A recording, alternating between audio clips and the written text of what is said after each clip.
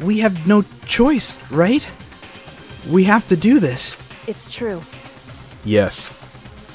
I gave a small nod in reply. With one last deep breath, I walked towards the elevator on shaky legs. With each step forward, I could feel my heart starting to race faster and faster.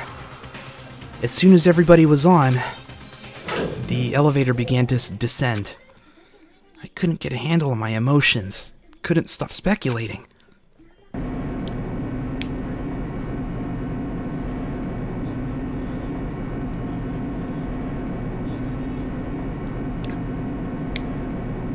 It's just when you cover your nips with your hand's arm. Oh, so that's what I tried to do when I gave it to her? That's savage as fuck.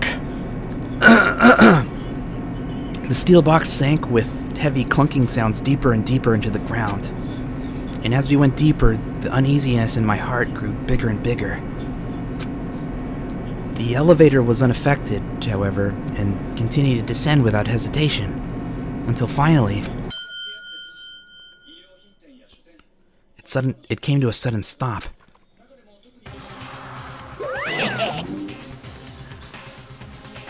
What do you think? I redecorated. Isn't it so fresh? Isn't it so exciting? Don't waste our time with stupid questions. Let's get this over with. Very nice. Good, good. You're rip-raring to go. Gotta say, I don't hate it. Not at all. Well? Okay then. Let's get this show on the road. Thrills, chills, kills! Everyone, please find your assigned seats. No, she replied something like, I'm not surprised you had one of those. It was an actual item. Oh, okay. I don't know then. A deadly judgment, a deadly deception, a deadly betrayal, a deadly riddle, a deadly defense, a deadly faith, a deadly class trial. Oh shit, this is it. This is it. Alright. I think we got some new skills.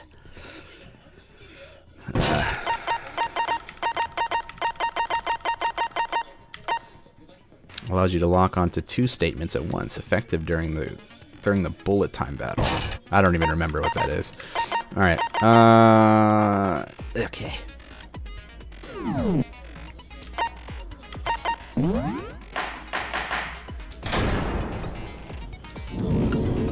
I don't know. It's a game. A basic explanation of the class trial. So your votes will determine the results.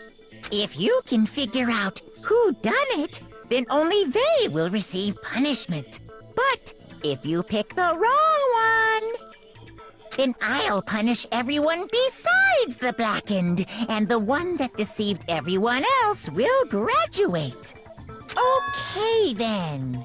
So, first off, let's talk about the murder weapon.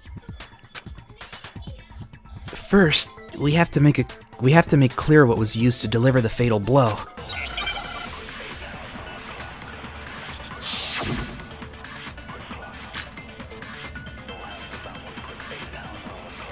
Okay. Locker room dumbbell. Chihiro's fatal injury. It appears it was a head wound. According to the Monokuma file, the killer used a blunt instrument. But what kind of blunt instrument could it have been? I bet it was an iron pipe. Oh, that was it, I think. That certainly would make for a powerful weapon. Poor Chihiro. Ah, it's my girlfriend. Alright. The weapon had to be at the scene of the crime. There was something with a bloodstain on it. Chihiro's fatal injury. Wait, how do I fast forward? It appears it was a... What was it?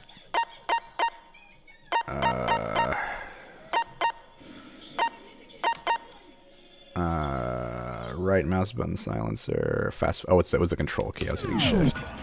According to the Monokuma file, the killer used a what kind of blunt instrument? I bet it was an iron pipe. No, that's wrong.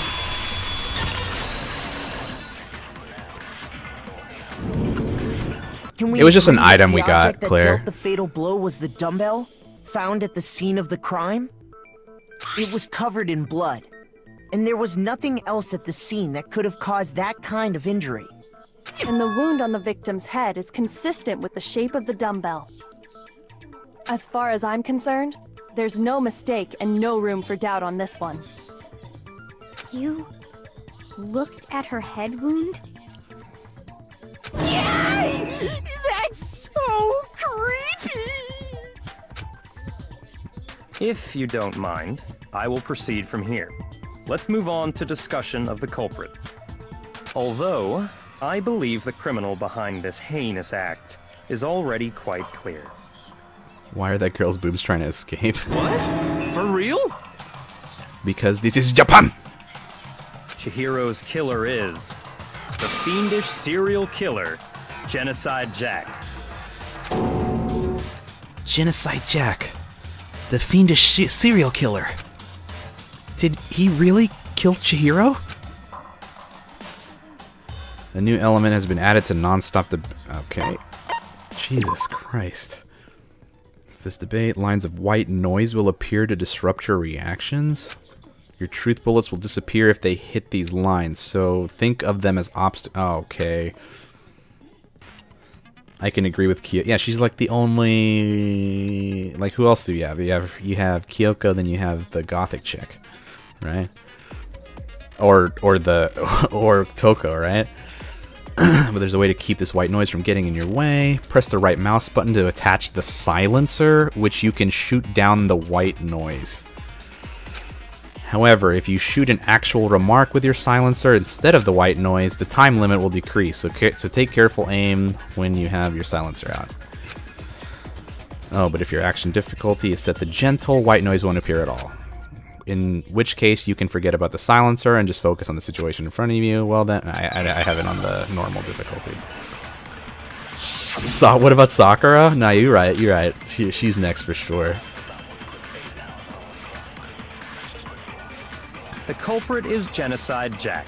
I'm sure of it. Case closed, as far as I'm concerned. The fuck? But that's impossible!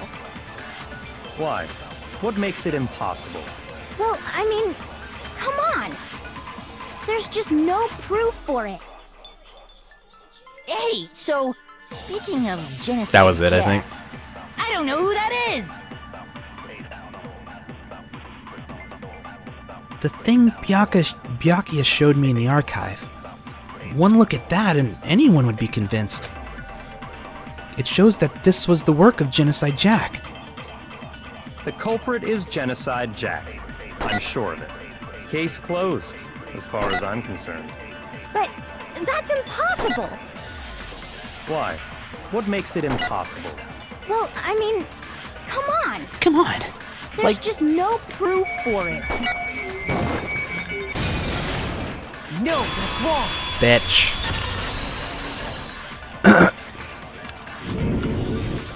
Celeste is tier 3 with might know Sakura, one reason he Chihiro, could be and that weird involved. pitch. What? I found this file while I was looking around the archive in the library. I guess it's some kind of confidential file the police put together about the Genocide Jack case. What? That's kind of weird as shit, isn't it? What was something like that doing in the library? The why of it is probably more trouble than it's worth, so let's forget about that for now. More importantly, it outlines all the specifics of every Genocide Jack case in exceeding detail. According to the file, there appear to be 2 defining characteristics in every Genocide Jack case. The first is that a bloody message is found written at the scene of every murder. Oh, that's right. Boob lust. No. It's actually bloodlust. Damn, bro. But more important is the other characteristic, and it's something that has never been made public. Never made public? What the hell is it? Why don't you tell them, Makoto? The other characteristic of every Genocide Jack case which the world at large doesn't know. If I'm not mistaken, it has to do with the positioning of the body. I got it! Got it! Apparently, in every Genocide Jack case, the killer suspends the body in a certain way. Other than the killer, What's up, Omega? the only people who know about this are the higher-ups in the police department. However, Chihiro was most definitely suspended in the same way. So, how did the culprit know about this when only high-level police officials were aware of it? There's only one logical answer I can think of. It's because the culprit in this case is the real Genocide Jack. No fucking way! No fucking way! You're saying Genocide Jack is one of us? Yes, in fact, it's Toko. Oh shit. What? Genocide Jack's true identity is Toko Fukawa. You lie! What? Hey, okay, wait, hold on a sec. Toko has, like, bloodophobia or whatever, remember? What kind of serial killer is afraid of blood? Is Toko Genocide Jack? The answer is yes and no. Another riddle. Man, why why does this gotta be so complicated? It's a riddle for sure, but I feel like I understand it. What it means for Genocide Jack to be Toko, but also to not be Toko. The answer is that she's not just one person, but multiple people, right?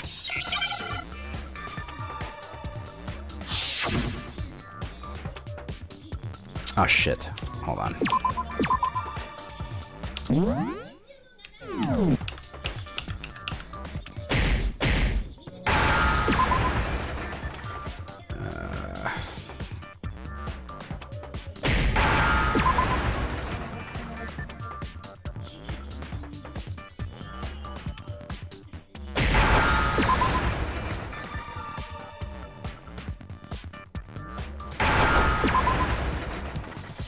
Now I understand. Have we found out if Alex is a role player or not? Is it because no way. Genocide Jack has a split personality? Huh? I think I read that somewhere in the file too. They thought that the suspect might have, what did they call it? Dissociative identity disorder. Oh, okay. But still, to go and say that about Miss Fukawa is... Perfectly acceptable. Toko's strange behavior after seeing the body is proof enough that she has a split personality. The one thing that shows Toko could have a split personality, it has to do with her behavior. I got it! You're talking about how she started acting totally different than usual, right? That's right. Think back. She fainted when she saw Chihiro's corpse, and then, when she woke up... The fuck? I'm fine. I'm fine. Yeah. Whoa, is that a dead body? Hey, are you dead? Yeah. She must have hit her head real hard when she fainted. The world has a front and back, a top inning and a bottom, a sea of truth and a web of lies. This is quite concerning. I mean, she sounds completely different. She was acting funny, that's for sure. That melancholy tone of hers completely disappeared. Don't go assigning adjectives to my tone without permission. Not to mention, once she regained consciousness and saw Chihiro's body again, she was utterly calm. Broke back face. In other words, within her is one personality that can't handle blood, and one that obviously can. Rip. So when Toko trapped herself in her room, it's because she was scared of Genocide Jack?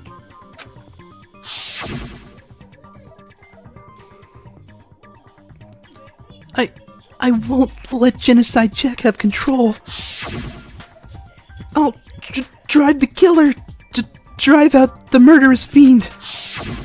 The reason she locked herself in her room wasn't to keep other people from getting in. It was to keep her other personality from getting out. What? Toko was afraid. Afraid of the murderous fiend inside of her. Of killing even more people. How? Yeah. How can you know all this? I do believe you misunderstood her. What she's trying to say isn't, how can you know all this? No. What she wants to know is, how could you tell them? Huh? Oh, shit. Last night, just before Monokuma gave his motive speech, Toko and I had a strange conversation. She told me a most interesting story. She said a murderous fiend lived within her, and she was afraid it could appear and attack at any time. And that trepidation is what's caused her to have such a bleak attitude. Isn't that right, Toko? This is all a lie. Right, Toko? You said you wouldn't tell anyone. What? You promised! I can't believe you lied! You have only yourself to blame. You came to me with your tragic little story. This is the real world, not some romantic fantasy fairy tale. Besides, you broke your promise first. You said that as long as you were here, no matter what, you wouldn't let Genocide Jack kill anyone. But in spite of that promise...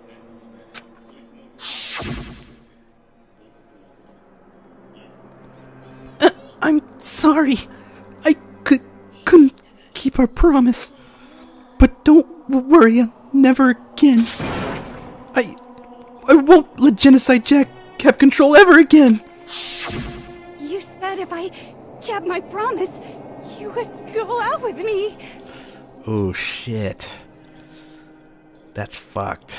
That's the only reason I promised. How many times do I have to tell you? I never said that. But you weren't able to do it. You just couldn't resist that rush you got from killing, could you? Damn, remember when he called her a smelly bitch? I tried. I swear I tried to control it, but... What is like? Why is like the picture on the left spazzing out?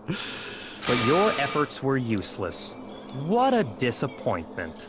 Damn. I hate you. Well, the opening act is nearly finished. All that's left is to hear from the person in question directly. Yeah, I think he's trying to like direct away from her. Person, you don't mean... This is really weird. Okay. A huge thud echoed across the room, but in the next second... Why is auto turned on? What the fuck? Oh my fucking god! Is it me you were hoping to see? Oh my god, that scared the fuck out of me! What the heck? That's actually scared the fuck out of me! Holy shit! So you figured it out, huh? Well, whatever. What are you gonna do?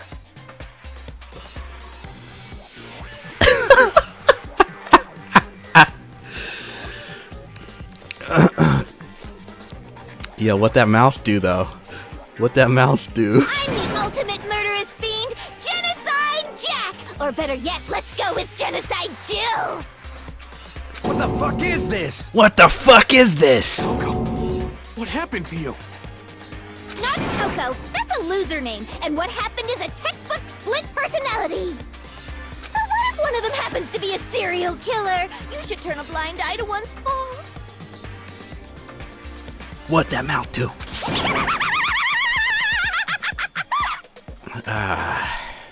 Okay. So intense. Like they say, sound in murderous mind, sound in murderous body. This one is so different from the one we've come to know.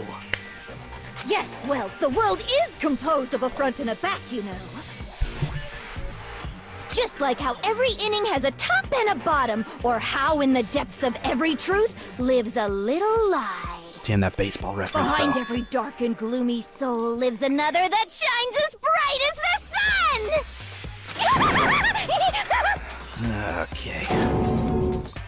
This is the murderous fiend, Genocide Jack? This is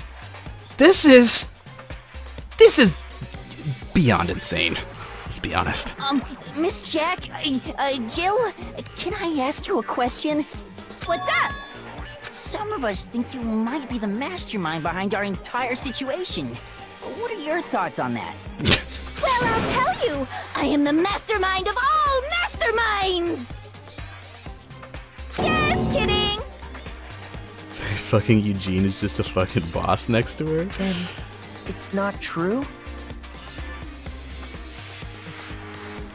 Of course it's not true! How dare you try to link me to that creepazoid? And another thing, the police and government and society in the outside world are total. I mean, they just let this idiotic, bloodthirsty maniac go buck wild all over town! Sure, I'm a bloodthirsty maniac, but life is pain, right? To live is to hurt other people. It's a necessary evil if you want to survive. The act of living itself causes pain for everyone. Just kidding again!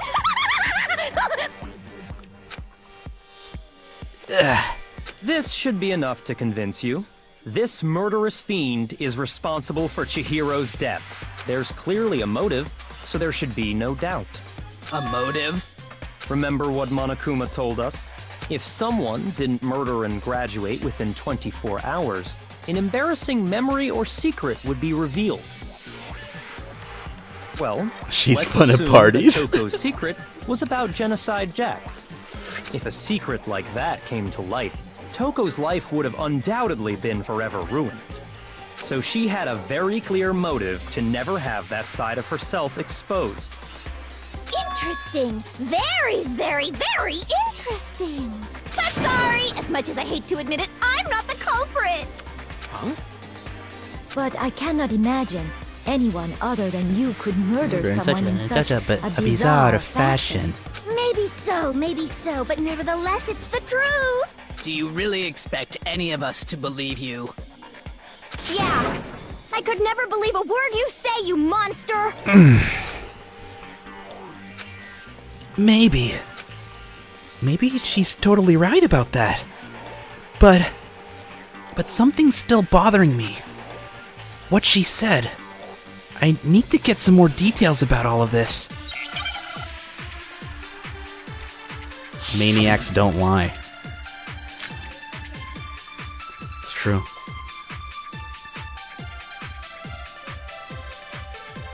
Sorry, but I didn't kill anyone. You say that, but do you really expect any of us to believe it? Perhaps if you had an alibi, that would change things. Oh, an alibi, huh? Now we're talking! When you compare your past murders to this incident, the modus operandi matches completely. What more proof do we need? Give it up. You killed her. What? Hold on, can I look at my evidence?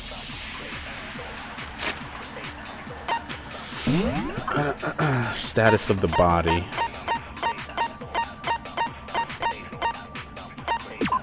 That's right. Yeah. Okay. It was the extension cable, right? And in the pictures they had they were like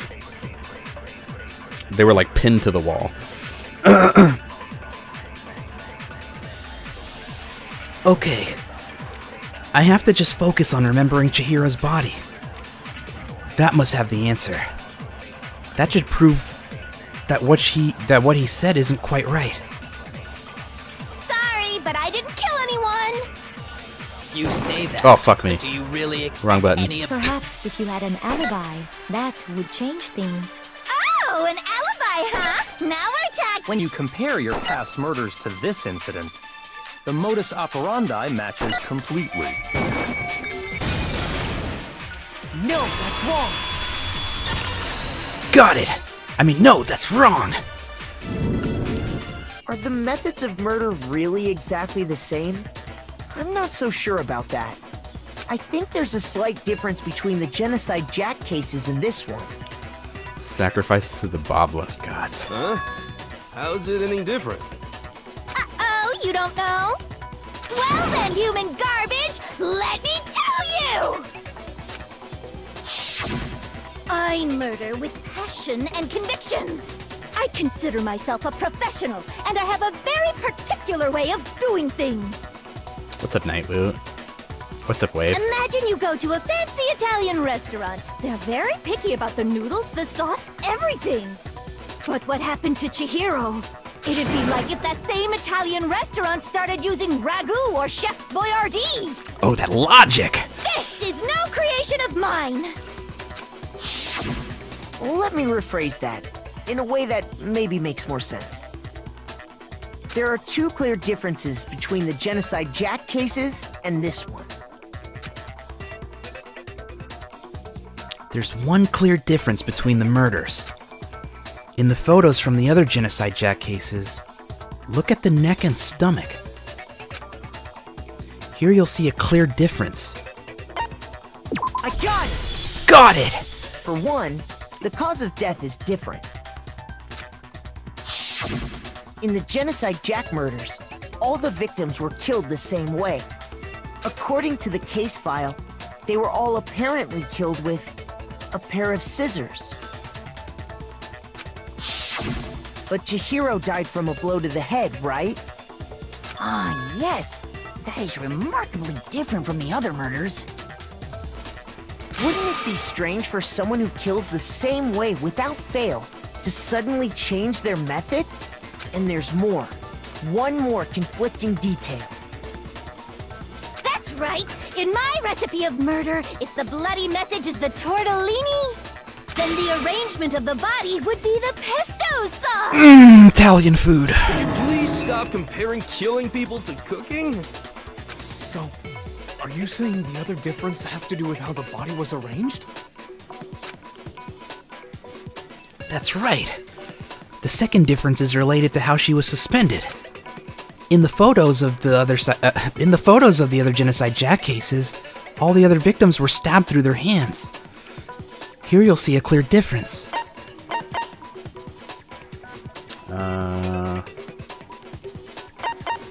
I got it! I got it! Do you remember what the killer used to suspend her? They used some kind of rope to hang her up by her wrists. What is your point? Well, in all the previous Genocide Jack cases, something else was used to suspend them. Specifically, pairs of razor-sharp scissors. And guess what? I used my own specially designed scissors for the murders and the arrangement. Like I said, I'm a professional, so naturally I'm very picky about the tools I use. And you know what else? Big Mac said there's two differences, but he's wrong. Ooh. Big Mac? Are you referring to me? Damn, got a new nickname, boys. Listen up, Big Mac. There's actually one more difference. Don't call me Big Mac for nothing. Huh? My word, you really didn't notice? Take a look at who the victims were in each Genocide Jack case. There's a pattern there, just waiting to be discovered. A pattern? Figure that out, and it'll be plain as death why I couldn't have possibly killed that Damn, little Daniel. girl.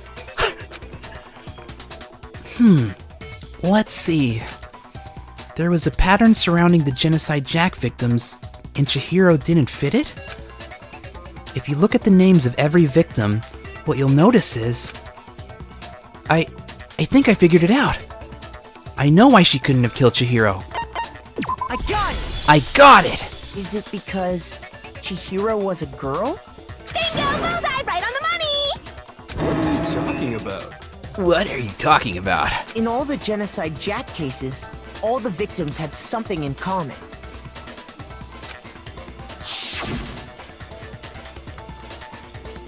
Ken Harada, 32. Tetsuhiro Honda, 17. Shoji Gaku, 23. Kano Issei, 14. Takeshi Yoshida, 30. I'm not gonna... There was no end to it. They were all... guys? That's right! The people I kill with such passion and conviction are all adorable little men! I can't believe I said it! I'm so embarrassed! The hell is wrong with you? I can't help it! I'm just a full-throttle boy-on-boy fangirl, and the mopey side of me just hates it. What? But now I'm on the fast track to becoming a full-fledged fan madam! So since Chihiro was a girl and not an adorable little man, you wouldn't kill her? Would an Italian chef suddenly start making ramen just because they're both noodles? Don't be stupid. I have too much passion and conviction to cross that line. That's the absolute reality of the one and only. We get it. You've clearly explained your hobby and your philosophy. But that's not all there is to it. It's a different matter entirely, when you're forced to kill in order to survive. Quiet, lowly cur! Lowly? Cur? I would never kill for a reason as petty as mere survival. And if by some fluke I did kill to survive, why would I bother with the message and arrangement? It'd make me the obvious suspect! Oh, rip. That Does make some amount of sense. Plus, whatever reason I have for killing, I would never leave out my prized scissors. Who would go out of their way to use a big, stupid, heavy dumbbell? Maybe you used the dumbbell because you couldn't find any scissors in the school? Any scissors? I don't just use any scissors. I only use my own set of high-class envy of the entire world scissors! Okay, whatever. There still aren't any in the school. Are you sure about that? Da-da-da-da! Oh, shit. She's fully equipped! That's right! So I can kill anywhere, anytime! Oh, damn, son. Why would I resort to dumbbells or rope when I have my trusty scissors by my side? Go ahead, tell me I'm wrong! You can't, can you? Gutter dogs, all of you! Shout out to the bitch who Not gave to me mention, everything. I have no clue how to tie a good knot. So rope's totally out of the question anyway! I have no idea what's going on anymore! Could such a heinous villain really be innocent? I would still bang as long as I make sure she didn't have any scissors with her. But the body really was suspended, right? And nobody but the police knew about that. Yeah. That's why we figured it had to be the real deal and not some copycat killer or whatever. Actually, hold on. There is one person. One person who could have copied the Genocide Jack cases. Oh boy.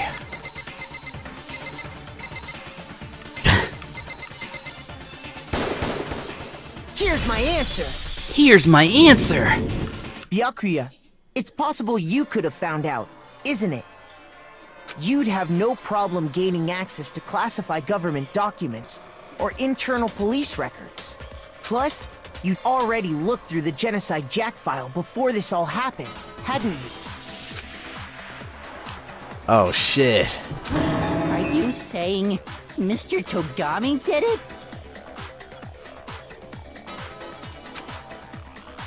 Then, the reason he pushed the theory of Genocide Jack being the killer so hard was because he wanted to pin the crime on her.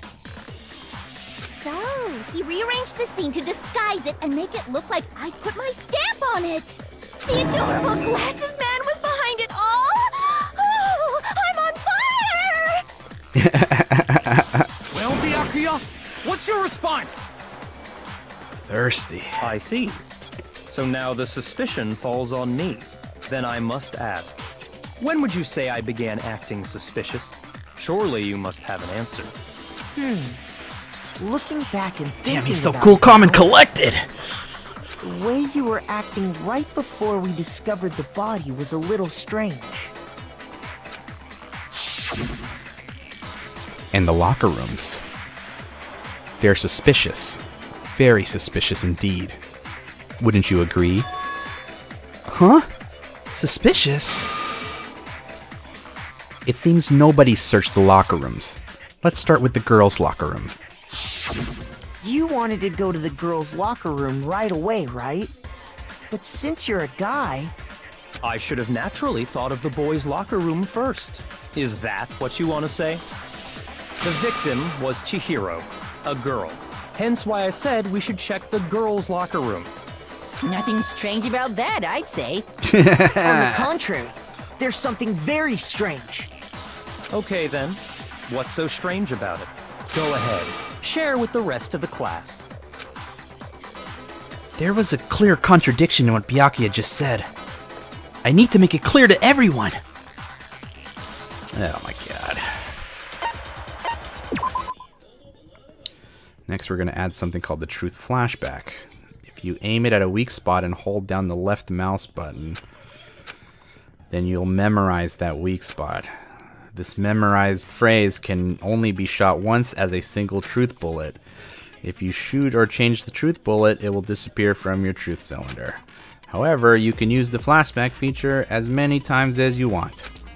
If you don't seem to have the answer to a lie or contradiction in your loaded truth bullet, it might be wise to memorize a different weak spot and use it to make your case. When's the best time to need a flashback? Well, you'll just have to use your keen wits, won't you? In this case, though, I will say that if you don't use a flashback, you won't be refuting anything. Well then, good luck and have fun.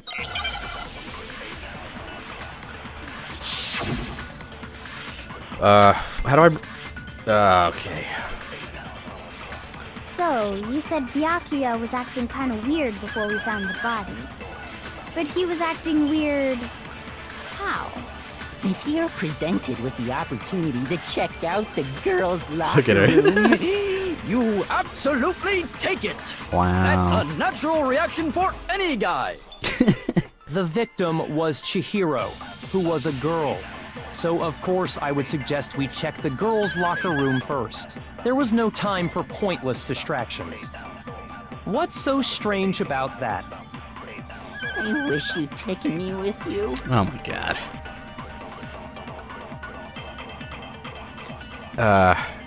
Hearing Byakuya's comment about Chihiro being a girl, I realized there's a clear contradiction there. Because it doesn't make sense how he could have known before we'd find out. Oh, yeah. So, you said Byakuya was acting kind of weird before we found the body. But he was acting weird... If you're presented with the opportunity to check out the girls' locker room, That's a natural reaction for any guy! The victim was Chihiro, who was a girl. So of course I No. would suggest we check the girls. There was no time for pointless distractions. Was I What's supposed so to, like, strange about that? hold down on that statement? I wish you'd taken me with you. God damn it. So, you said Byakuya was acting... But he was acting... If you're presented with the opportunity to That's a natural reaction! The victim was Chihiro, who was a girl. So of course I would suggest we check the girls' locker room first. There was no time for pointless distractions. What's so strange about that? I wish you'd taken me with you. So do I gotta, like, go through it again?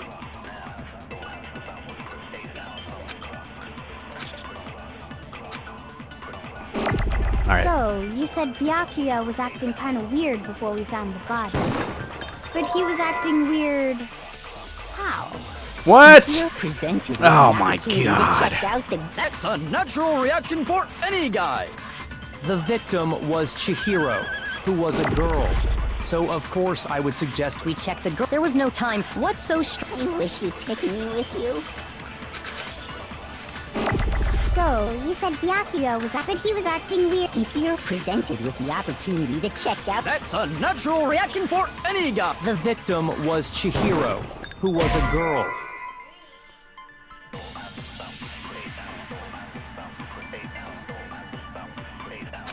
Shoot! Did I just miss the first time? So, you said Byakuya was acting kind of weird before we found the body. But he was acting weird. If you're presented with the opportunity to Oh check, my that's God. unnatural. The victim was Chihiro, who was a girl. So of course I think I just There was no missed. time. What's so strange? I wish you'd taken me with you. I'd wish you'd taken me with you. Yeah. So, you said Byakuya was acting kind of weird before we found the body. What? Shoot! Fuck. Maybe it's the other way around. So, you said Byakuya was acting kind of weird before we found the body. But he was acting weird... how? If you're presented with the opportunity to check out the girl, That's a natural reaction for any guy. The victim was Chihiro, who was... Oh, No, okay. that's wrong. I'm lit apparently. I'll tell you what's so strange about that. Because up until we actually discovered the body, we couldn't have known who the victim was. So your claim that you went to the girls' locker room first because Chihiro was the victim doesn't hold up. I see. That's a good answer, I must admit. Interesting. Very interesting indeed. But your reasoning is still too weak. How, motherfucker? What's wrong? Is that it? Surely you've got more than that. Go ahead. Show us.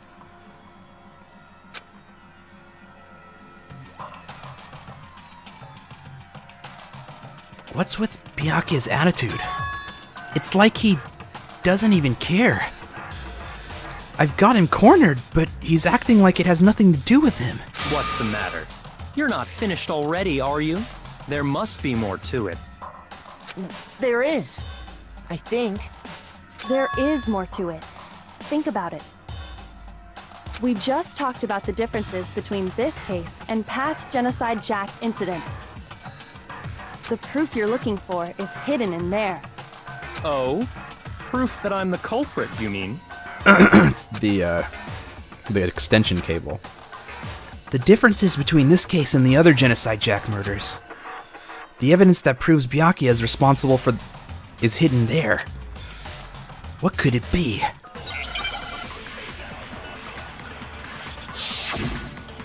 It's the extension cable. But the lamp was plugged. Yeah, because he mentioned that. What? The difference between the cases? You want me to explain it again? When I want to kill, I use my very own special scissors. And I use those same scissors to arrange the body.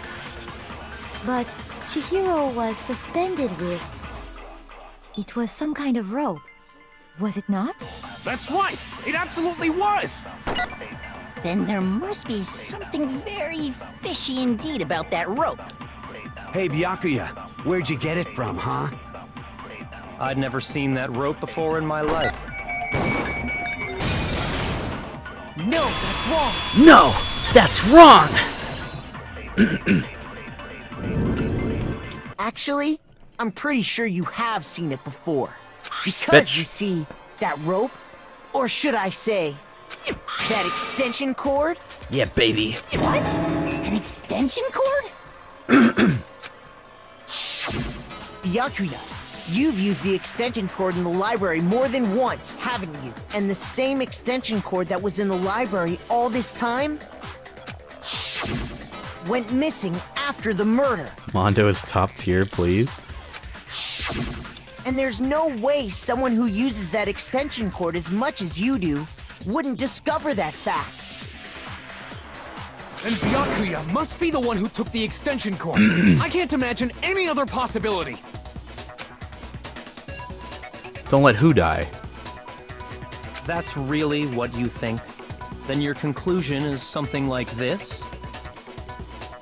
I killed Chihiro in the girls' locker room, then hung her up and wrote that bloody message. I intentionally made it look like Genocide Jack was behind it. Is that about right? This guy's pissing me off. He's doing it again. He's totally calm, totally unconcerned. As if he's not even involved. Wait, not even involved? What's wrong? I asked you if you think that's what happened. Hell yes, that's what happened. So that's it, right? Byakuya's the killer. I don't disagree with not disagreeing. He kept calling this a game, right? So he'd be totally willing to do something like this to win.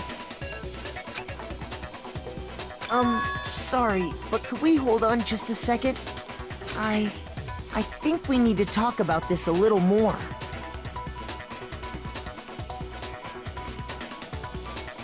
Wait, why? Don't let him die? Why? Huh? Did you... Do we really need to? We've already decided who did it. Stop backseat gaming. I know, but still. There's something that's still bothering me. Is that right? And what, pray tell, is still bothering you? I killed her in the girls' locker room, then disguised my crime. Specifically, I dressed it up to make it look like it was the work of a homicidal psychopath. What about all that bothers you? Wait. What was that just now? Something's not right. Chihiro's body was definitely found in the girls' locker room, but does that mean...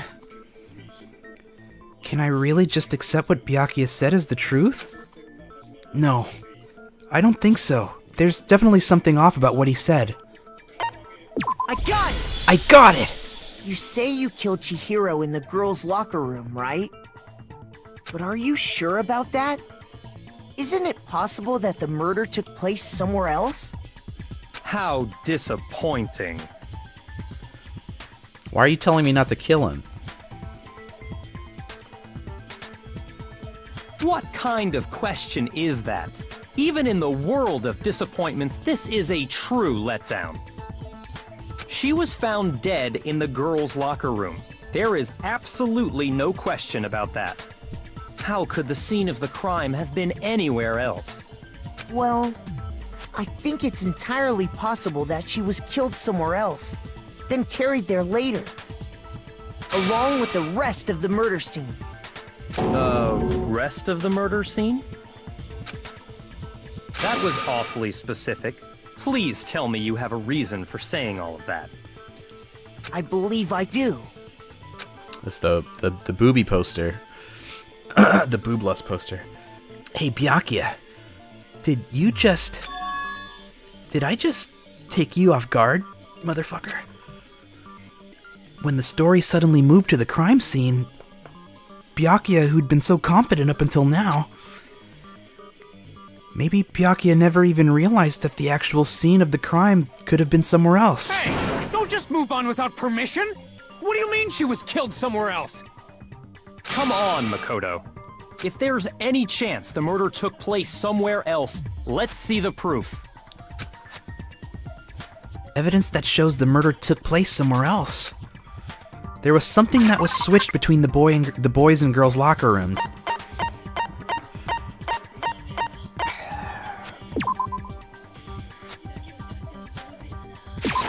I got it! I got it! The proof that she was killed somewhere else is... the poster that's hanging in each locker room. Your proof is some posters? The poster in the girls' locker room was... a picture of a big-boobed supermodel. But don't you think that's kind of strange? Why would the girls' locker room have a poster like that? I bet those massive jugs of hers were totally fake!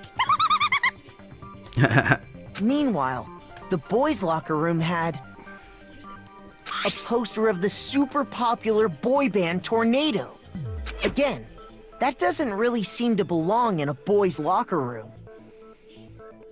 So you're saying that maybe the posters were switched? And there's one other thing I noticed about the locker rooms. You know what I'm talking about, right, Sakura? You're referring to my protein coffee, aren't you? Protein coffee? Sakura. While I was in the girls' locker room earlier, I spilled some protein coffee on the carpet. But I noticed. I noticed it the first day you went in there. Totally scrubbed away. No. It's not that the stain was scrubbed away. It was moved.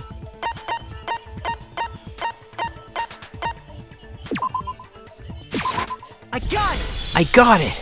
The stain on the girls' locker room carpet wasn't scrubbed away. In fact, I found it on the boys' locker room carpet. That's a lot of work. Definitely the stain from my protein coffee.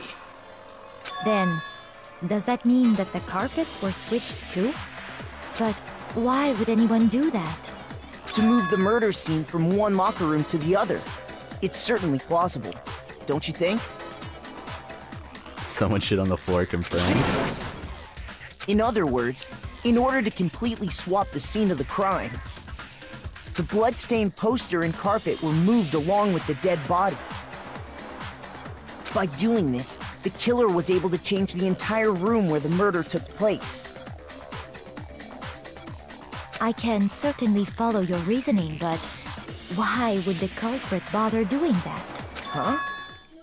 Why would they go through all that trouble of switching the scene of the crime? Actually, an even bigger question. If the murder did take place in the boys' locker room, then how did Chihiro get in the boys' locker room in the first place? To get into the locker rooms, you have to swipe your e-handbook across the card reader device. But Chihiro's handbook should have only allowed her access to the girls' locker room. She had no way to get into the boys' locker room to begin with. No, she did have a way, and I can tell you what it was. Yeah. I highly doubt that. Shut up! I'm telling you, I know how she could have done it. Wait, what are you saying in chat?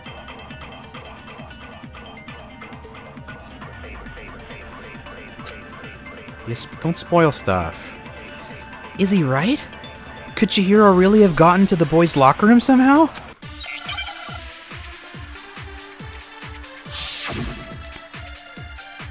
I can really prove it!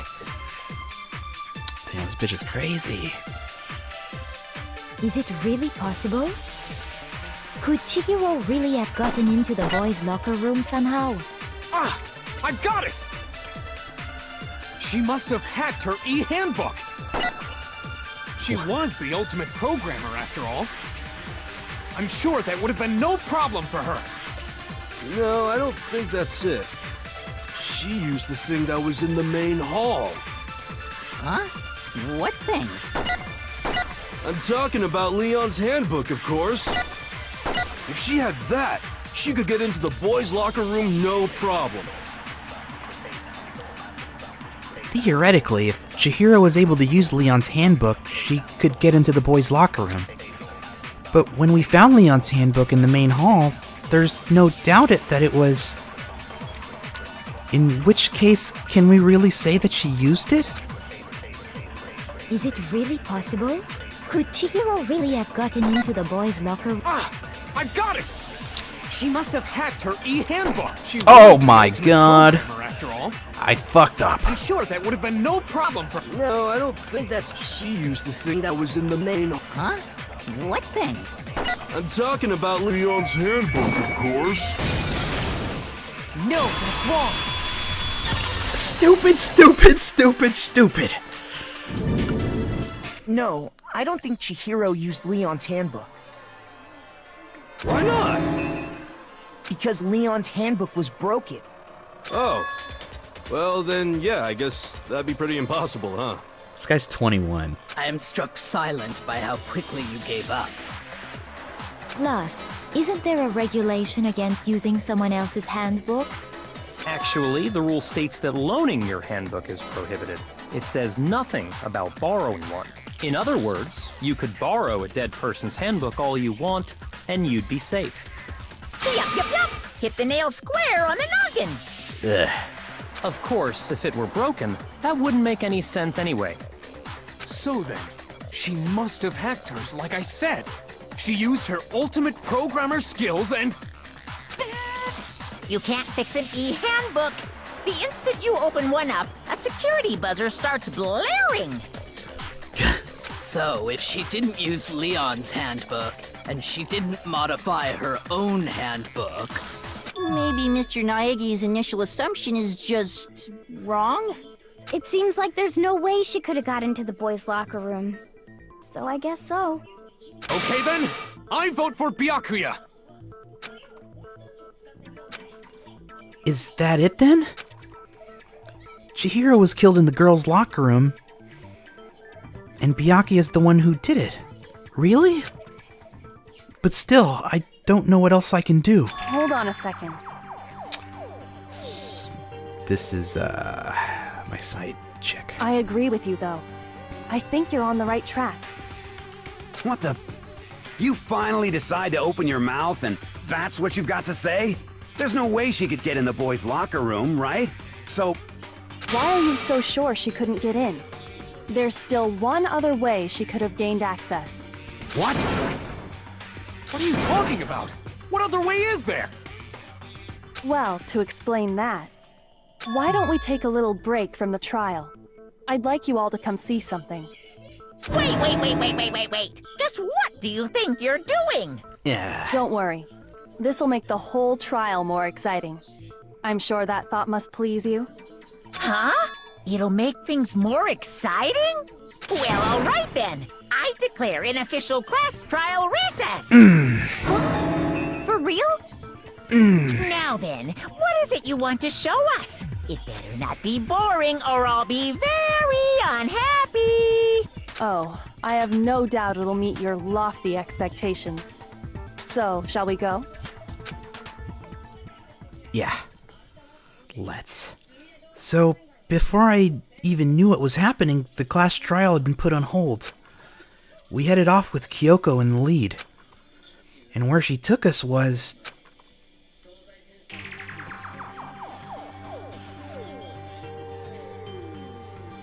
The girls' locker room? We've already searched this place top to bottom. What are you trying to pull, Missy? I'd like you to examine the victim's body one more time. You want to check it again? Be sure to examine the entire body very carefully. Take your time. Wow. Examine her carefully? Like using our hands? No way! It's probably best if I don't run my hands all over a girl's dead body. It's not that I'm creeped out or anything, it's just... based on religious grounds, you know?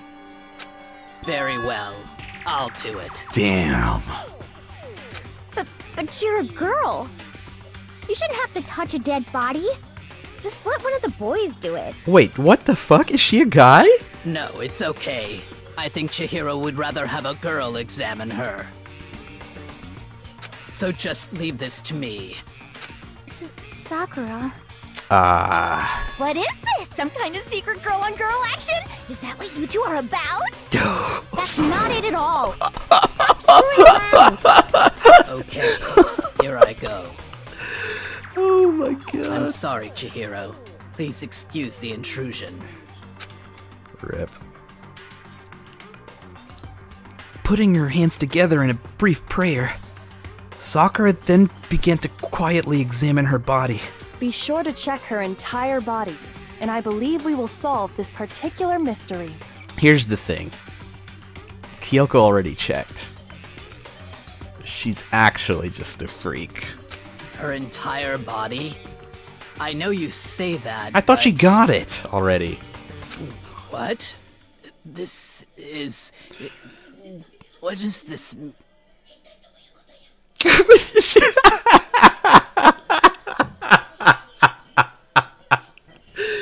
Oh my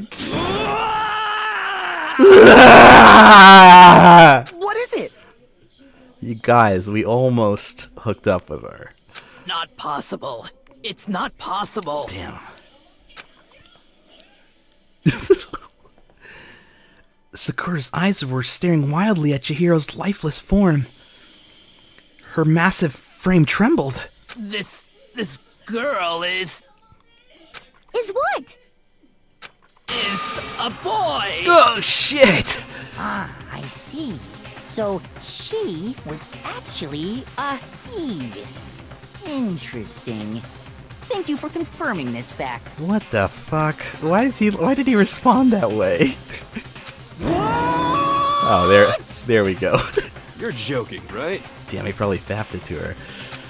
I wouldn't joke about this. Then Okay, well that's a pretty big twist. it's really true? Chihiro was a guy? Oh, what? You guys didn't know? Heck, I knew that right off the bat. Chihiro Fujisaki was totally a guy. He was a cross-dresser? Oh, no, I'm really on fire! I wish I had killed him! So that's what Kyoko wanted to show everyone, huh? I mean, she could just tell us, you know? She could have just told us down at the trial. She had to, like, get somebody else to, like, feel him up. Yes, that certainly does make things much more exciting.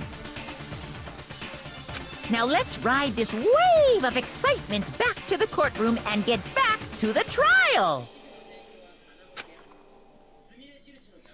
Okay. I do apologize for keeping you waiting. Now then, let's resume the class trial.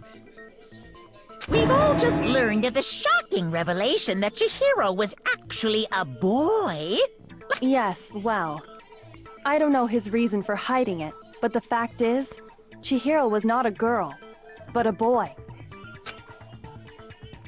To think that Chihiro was actually a guy, the thought had never crossed my mind. And because the victim was male, he would have had no problem gaining access to the boys' locker room.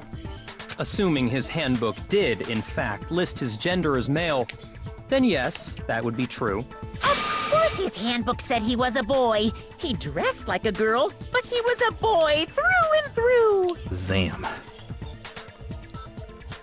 So then, there should be no issue with Makoto's initial assertion. The victim was killed in the boys' locker room. I'm kind of and was confused. then later moved to the girls' locker room. And the killer could have easily used Sayaka or Junko's handbook to get into the girls' locker room. So Chihiro really was killed in the boys' locker room? I still don't understand the motive for moving the body, but yes, that does seem plausible. Well, I must admit, I did find it rather odd. I knew he felt a little off. There was a certain incongruity to his female body. This is the most titillating situation! So now everything has been connected. All the mysteries have finally become clear. Okay, well, connected or clear or whatever. We still think you're the killer, remember? Very interesting. This has become very interesting indeed. He's off in his own little world. What about you, Makoto? After everything we've learned, do you still think Byakuya's the killer? Well, without a doubt, Byakuya is the one that made Chihiro's death look like Genocide Jack did it. But I think he might not actually be the killer after all. Come on. That's private information, okay? What? But aren't you the one who accused him in the first place? If Aoi has the donger, I'm gonna be pissed. He just seems to be too easygoing about all this. Like he's enjoying us solving the mystery. The way he's acting, it makes it seem like it doesn't have anything to do with him. And you think that might be because it doesn't have anything to do with him? Plus, the evidence he left behind was a little too... how can I put it? Overt. I thought you already looked this shit up, Sanjayba. He consciously chose to use the extension cord, knowing it could connect him to the murder. At least, that's how I see it. And Byakuya, when you found out the murder took place in the boys' locker room, it seemed to rattle you. And then again when you found out Chihiro was actually a guy. If you really were the killer, that stuff wouldn't have had any effect on you. So that's your thinking, huh? Well, it bothers me that you don't have more concrete reasons, but it's fine. I guess I'll mark it as correct for the time being. This guy's a fuckboy. Mark it as correct? He's right. I am not the culprit. I just happened to come across the corpse in the girls' locker room and decided to alter it. What? Are you fucking with us right now? No, I am not effing with you right now. I'm telling you the truth.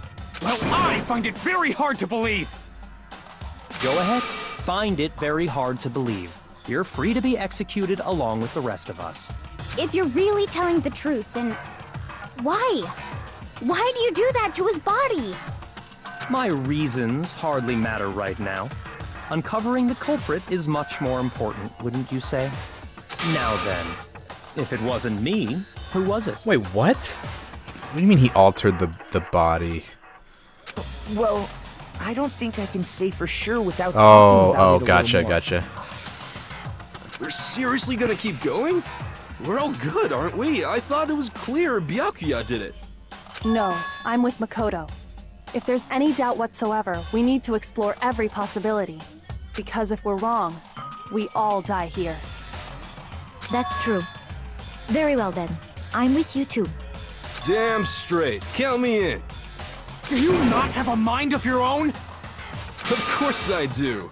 What am I, an ant or something? Anyway, let's discuss this all as a group. Maybe he banged the body, Alex? We still have time to make our decision. It's plausible. That's very true. Our lives are all on the line. Excellent.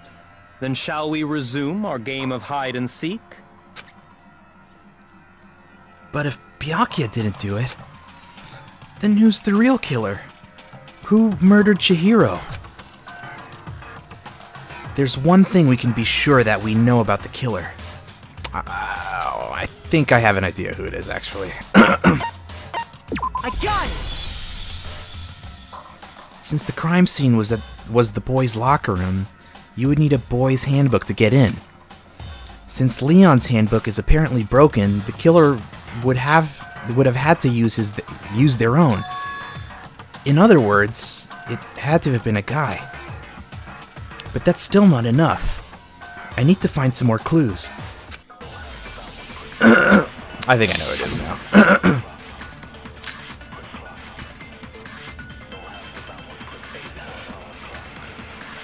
Isn't there a single clue that might lead us to who did it? Well, clues are one thing, but did nobody get a look at the killer? I'm sure if someone saw the killer, they would have said something by now. Perhaps someone saw the victim at some point. Even that might be enough for now. Yeah. All we need right now is any kind of new info. It's over. It's all over. You want to know who saw the victim? The killer. And only the killer. And it's not like they're just gonna turn themselves in. Game over, man! Game over! Yeah! No! Not game over!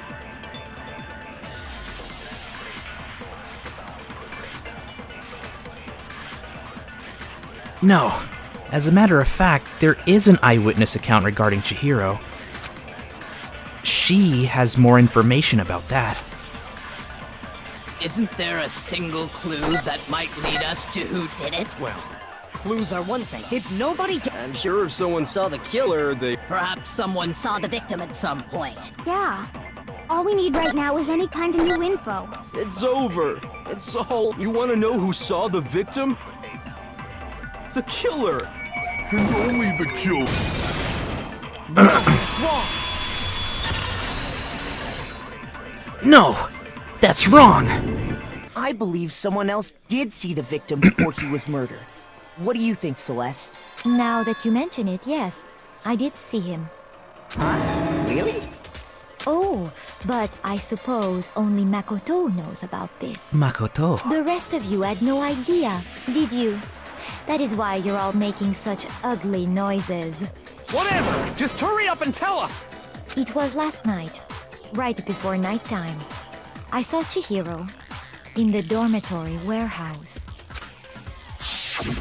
I saw him stuffing a track jacket into a duffel bag. And then, I assume, he headed off to exercise. A track jacket and a duffel bag? But we didn't find anything like that at the murder scene. It seems likely that the culprit destroyed them to get rid of any evidence. And that is when he said something that struck me as rather odd.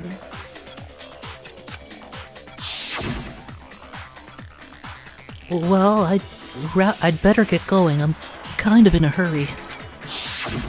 Chihiro told me he was in a hurry.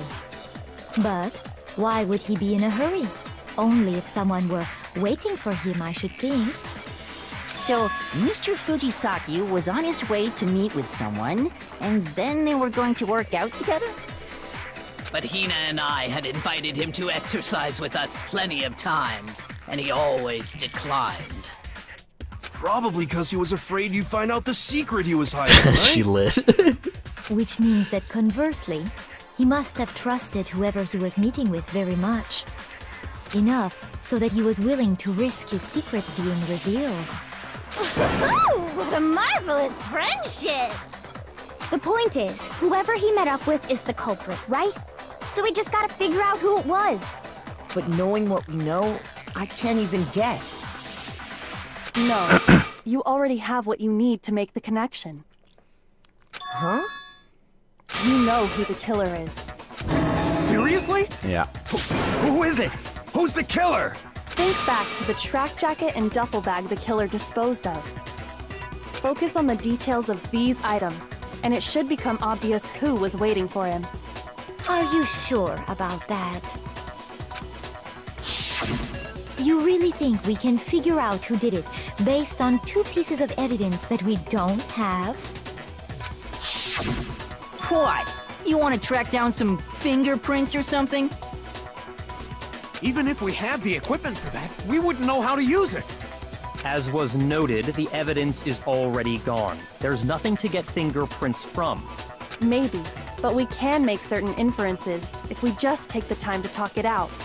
Easy for you to say. Why doesn't she just fucking say it? Like she's gonna die if we don't figure it out. But fine. Celeste, did you notice anything special about the bag or jacket? The bag was just a normal duffel bag from the warehouse. All the bags in there are the same, so I can't imagine what would make that one special. Well, if I remember right, there was a decent variety of tracksuits to choose from. What's up, Omar? Do you think there might be some connection between the culprit and Chihiro's jacket? Perhaps. Let's explore that and talk a bit more about the jacket he took. Does Chihiro's jacket really hold some clue about the killer? Somehow, it's really hard to believe.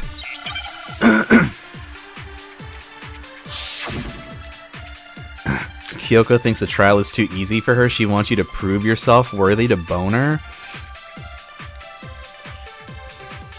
First of all, we know where Chihiro was headed. He was on his way to go exercise. So next we have to ask, why did he choose the specific tracksuit that he did? I like What do you Zop's mean, reasoning the a little better. specific Tracksuit. T-Nut? I got it! He picked that tracksuit because it matched the one the culprit was wearing. So, what you're saying is, the killer was wearing the same blue tracksuit as him? My tracksuit is black. I don't even have a tracksuit. Cause exercising sucks. I have a white tracksuit personally. I got it from the warehouse, if you must know. Did any of that really help us get any closer to figuring out who the culprit is? No way. Not a chance. You heard him, right? What he just said without even realizing it? Yep. How did he know something like that? First of all, we know where Chihiro was headed. He was on his way, so next week, why did he choose? What do you mean, I got it!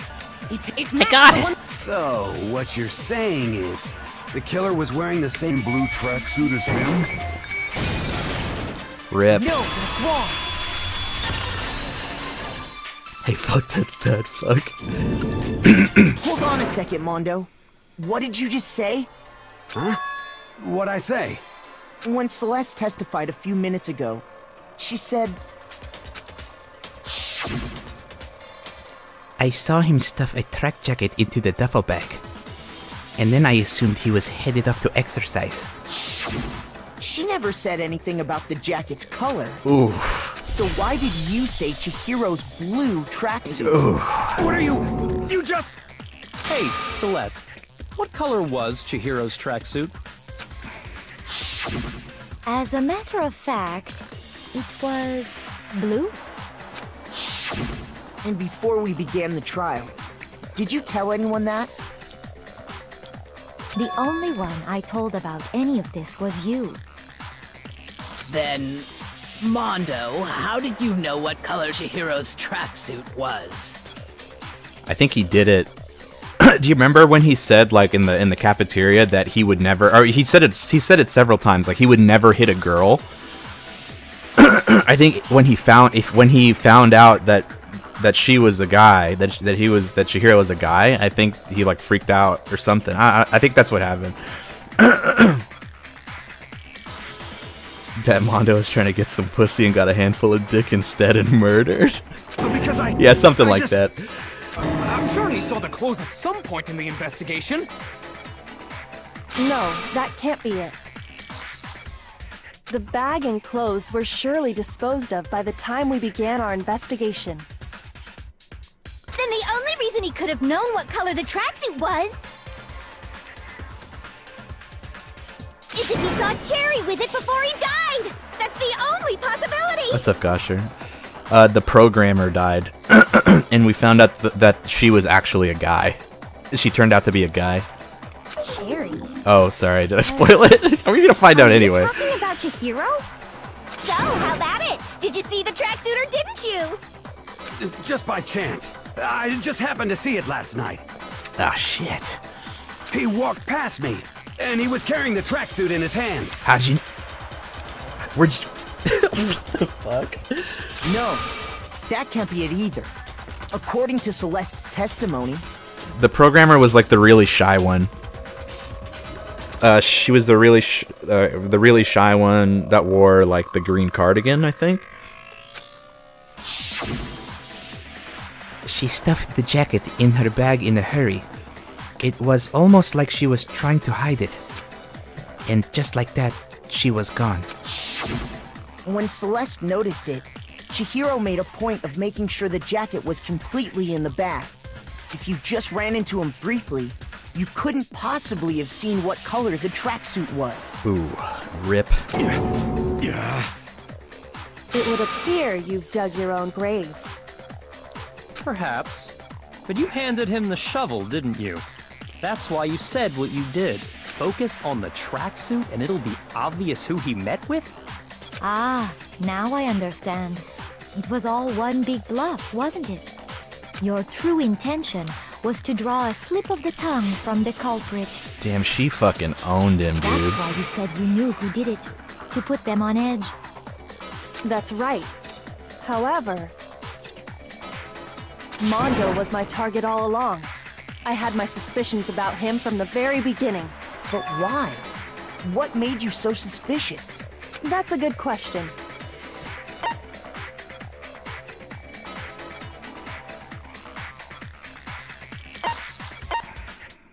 Because I hate him?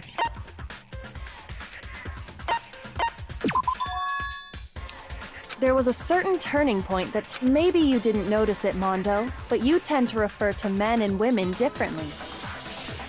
Yup. You only call guys dude. For girls, it's chick. And after he was killed, you happened to refer to him as dude. Once I picked up on that, it occurred to me that Mondo knew something we didn't. Ooh.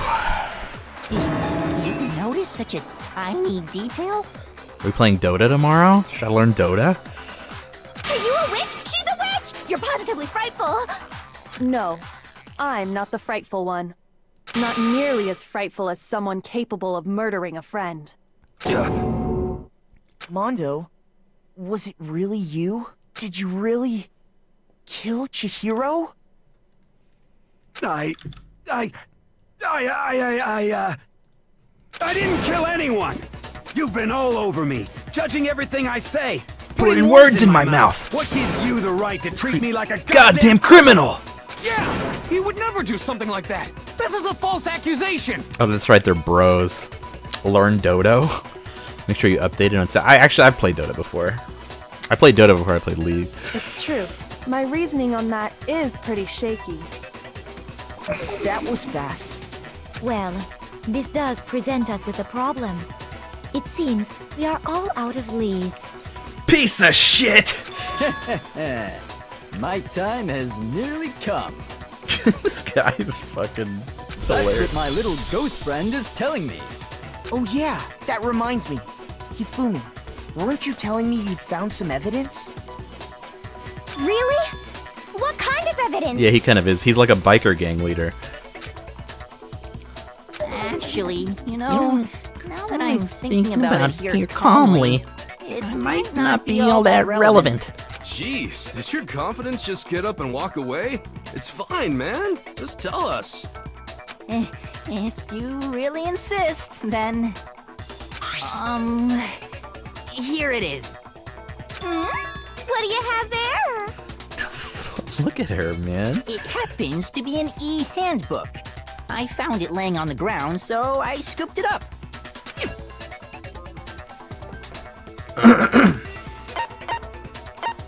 I got it! That's when he found that. We know That's when we. Chihiro's handbook was missing. Was that when he found out he was a guy? Right?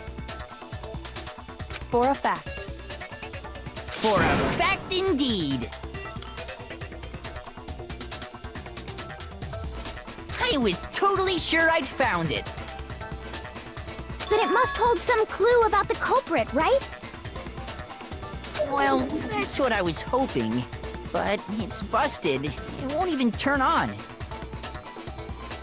I imagine the culprit broke it to get rid of any evidence after the murder. That's odd. I didn't think the handbooks were quite so fragile. You're right. They're not.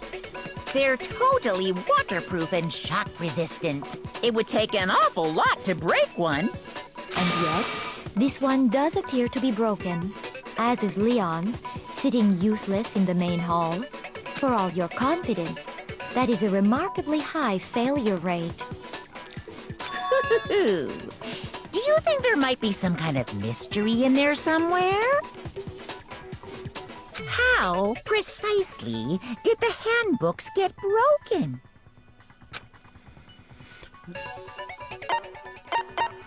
I got it! I got it! You already told us before that the handbook has one weak point, didn't you? You remember that? Sure, maybe I let that slip, but I never told anyone what the weak point actually was. But if the handbook is supposed to Never break, and two of them broke in quick succession, then... Then we can only assume that someone's figured out its weakness. You know what the weakness is, right, Monokuma? So, what is it? You're asking me? I think it's a necessary piece of information if you want this to be a fair trial. But if I tell you, and someone else decides to copy it, that would be very not good. Just tell us already! Why would we want to break our own handbooks? Oh well, I have a weakness for pushy demands. But you're sure you won't follow their example? Then allow me to make a special announcement. The weak point of my cutting-edge e-handbook is... when it's exposed to high temperatures for too long, it will suffer a meltdown and totally break! I flippin' knew it! You knew it? Yeah, because I found the handbook laying on the floor of the sauna. The temperature in the sauna can reach over 200 degrees. Strange how you don't get burnt, huh? He kept all his that's right, he kept all his clothes and shit on. when they were like doing that challenge against each other, him and his bro. It's because as your sweat evaporates, it creates a cooling layer of air around your skin. If the hot air of the sauna were somehow pushed directly I think that's when how he found out. You'd definitely get fried. That layer of air would get blown away. That's why you may feel a burning when you move around. So when you're in a sauna, make sure to keep nice and still. Wow, interesting. I learned one new fact today. That is a mere trifling speck of knowledge. Anyway, That if is you a found mere the victim's trifling handbook in the speck of sauna, knowledge. Then the killer must have been purposely trying to raise its temperature in order to break it. Meaning the culprit somehow knew its weakness. But how'd they find out? Monokuma said he didn't tell anyone, right? Indeed. Quite the mystery. What if they found out by accident? What do you mean by accident? What if the killer took their own handbook into the sauna, not knowing its weakness, and it broke? They'd realize it was broken, of course, and it wouldn't be hard to figure out why. And once they had Chihiro's handbook, they knew they had an easy way to dispose of it. I won't say it's not possible. That was a who pretty would have funny done scene. Something like that. I don't know of anyone who took their handbook into the sauna. I might know someone who did. I do. Whoa! Seriously? I think the one who may have taken their handbook into the sauna was... He knows. It had to be the one who wore all their clothes in the sauna. It was...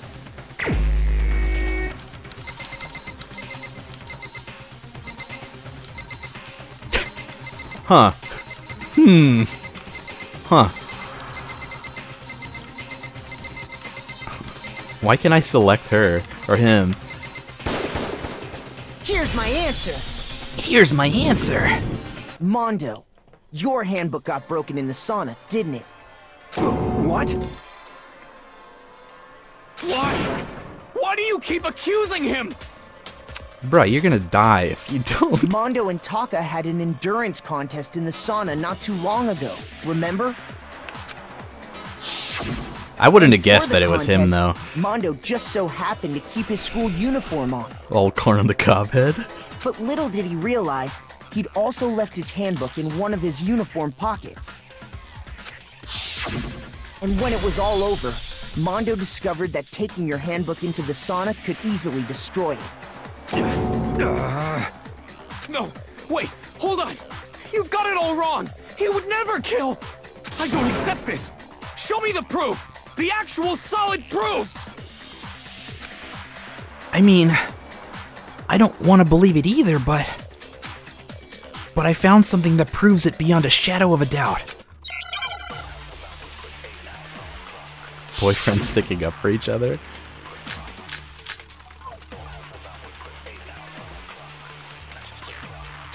Let's test Makoto's assertion.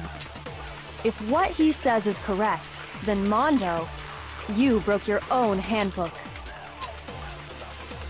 In other words, if Mondo's handbook is actually broken, then that proves that what Makoto said is right.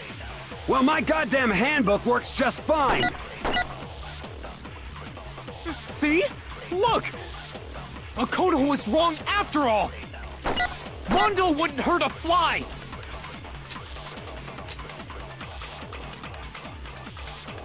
I'm sure Mondo's handbook broke during their sauna shutdown. If I can just prove that, then that will show the handbook Mondo has must actually be... Let's test Makoto's assertion. It's Leon's. If He had what Leah's he Leon's. says is correct, then you broke your own handbook. In other words, if Mondo's handbook is actually broken, then that proves that... Well, my goddamn handbook works just fine! My goddamn handbook works just fine. No! That's wrong. Mondo, the handbook you have right now, is it really yours? The fuck is that supposed to mean? The fuck is that supposed to mean? The broken handbook that was in the main hall. Isn't that one actually yours? What the heck are you talking about? What I mean is, I think Mondo swapped his handbook out for one that actually works. I think he took Leon's handbook and replaced it with his own. After all, Monokuma said himself that Leon's handbook never should have broken. That's right! The punishment it suffered wasn't nearly enough to destroy it. Piece of shit! So then, the broken handbook in the main hall is actually Mondo's. Mondo's. Which would mean that the handbook Mondo has right now is actually Leon's. Yes? Yes? But doesn't that violate the school regulation that says loaning out your handbook is prohibited? But he borrowed it. Well, here's how I look at it. There is a rule about loaning your handbook to another student, but if they're dead, they're not a student. It's kind of a gray area, I admit. But no worries. If anything, it just makes things more interesting. As such, I decree that exchanging handbooks with a corpse is not a violation of the rules. Well, Mondo, if I'm wrong about this, you're welcome to say so. I'm happy to admit I made a mistake, but... Son of a bitch. Son of a bitch. What's wrong, bro? Come on, tell him he's wrong. You are wrong. You have to be wrong. Everything you just said is wrong. You made it all up. Objection. Okay, then why don't we look back on this case one more time, from the beginning? That way, everything will become clear, and we'll all see if I was right or wrong.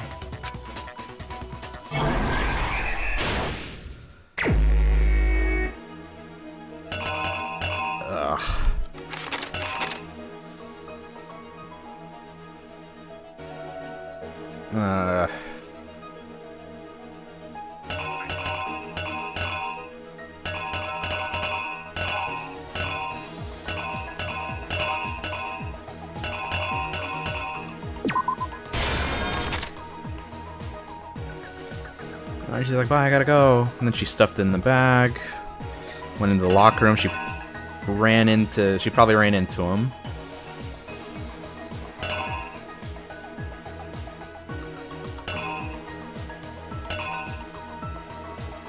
Oh.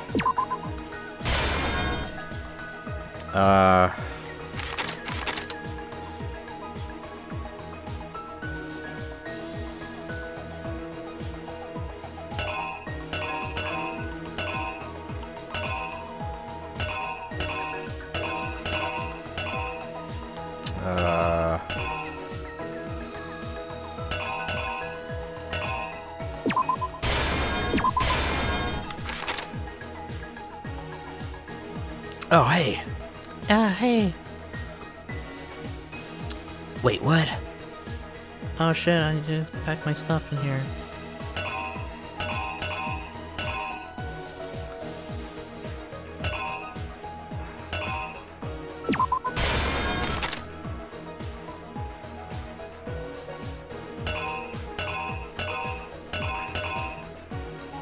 Please show panties so I can sleep. I think we're gonna get there.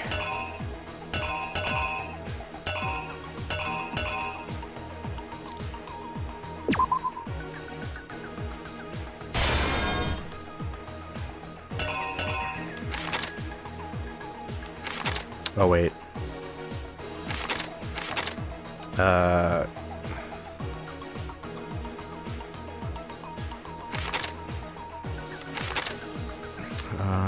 Alright, so we rolled the thing.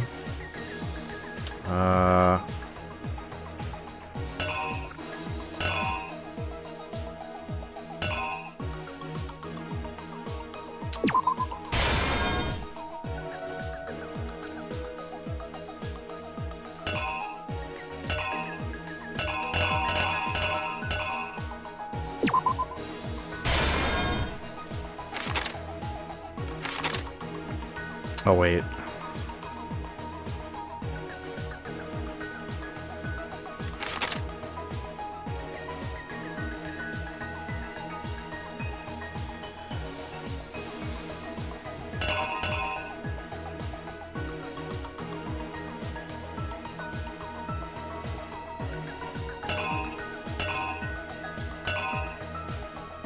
Oh shit, hold on.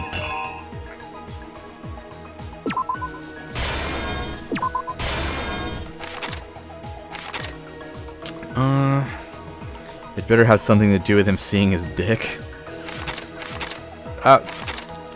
From the look of it, it's like he knew already. Like, cause he's like, he goes, hey, oh hey, oh hey, hey.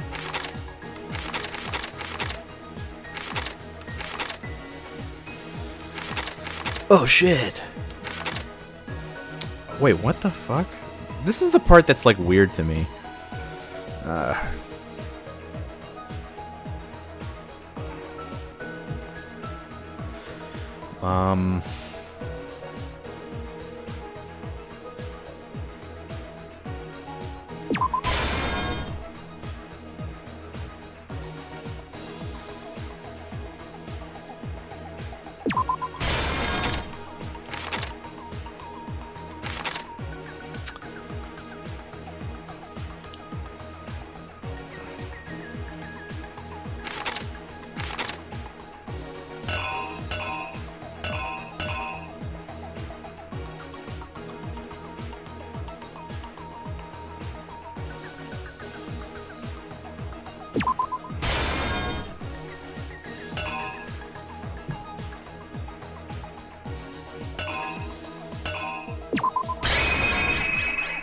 The killer is you!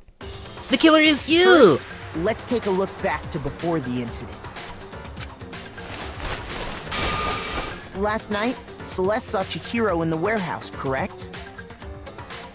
At the time, she was apparently stuffing something into a duffel bag. Oh, hi! That something was a blue tracksuit. You can confirm this, right, Celeste? Yes. With bag in hand, Chihiro headed out, even though it was officially nighttime. She made her way to the locker room, specifically the boys' locker room. But how could the victim, who was apparently a girl, access the boys' locker room?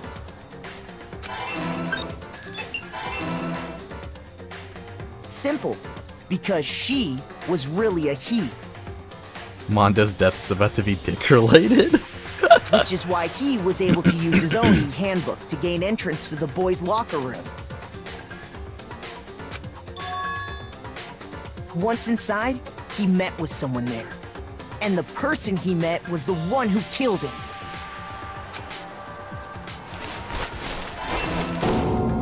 It seems likely that the killer grabbed the nearby dumbbell, approached the unsuspecting Chihiro,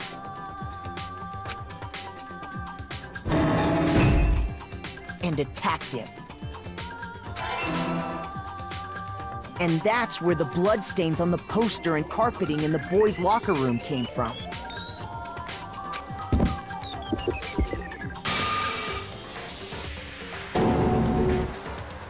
It was likely in the heat of the moment. The body was arranged, but the murder itself felt unplanned.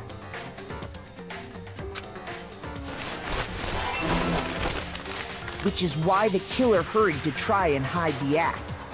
First, pulling up the bloodstained carpet. Then, removing the bloody poster.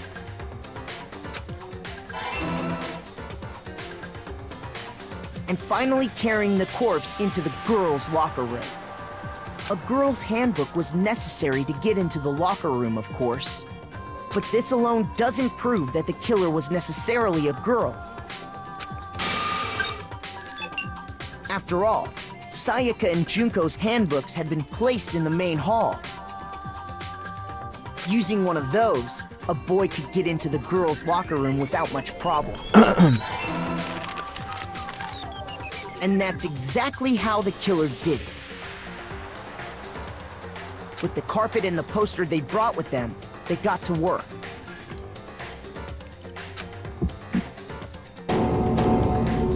They changed the layout of the boys and girls' locker room. They smashed from a dumbbell wouldn't leave blood spatter like that, by the way, for all of you who are interested in real science. That could have been the end of things, but no. Byakuya discovered the body and decided to intervene in the situation, making things even more complicated.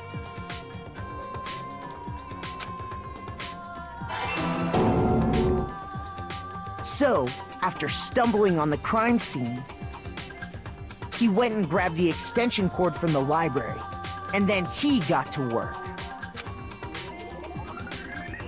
He used the cord to string up Chihiro's lifeless body.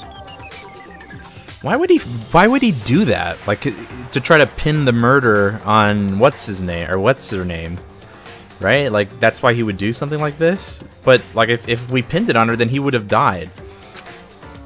Unless he knows what's like going on right now, since he's Illuminati. Then, using the victim's own blood, he left a grisly message there at the scene of the crime. He wanted to create the illusion that Genocide Jack was responsible for the slaughter. And around the same Don't time question that it. Byakuya was putting together this facade, Have you played this before, viewers? the killer, having already disposed of Chihiro's bag and other belongings, arrived at the sauna. There, they planned to destroy the last piece of evidence, Chihiro's handbook.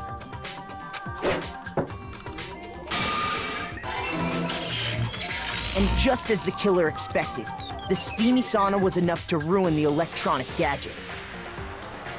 Somehow, the killer knew that the handbook couldn't stand up to the heat of the sauna. And the reason they knew that is because the sauna had already wrecked their own handbook. And that's how it all played out.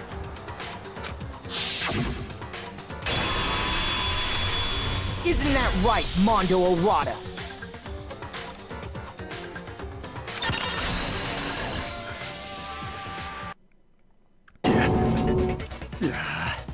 Wait!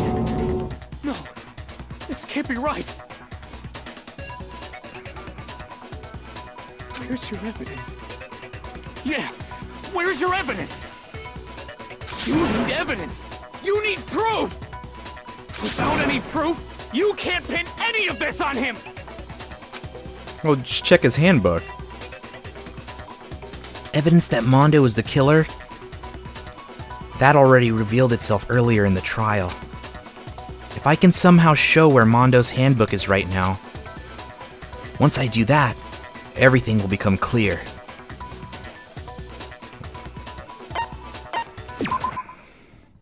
Let's talk a bit about fever time and nega time.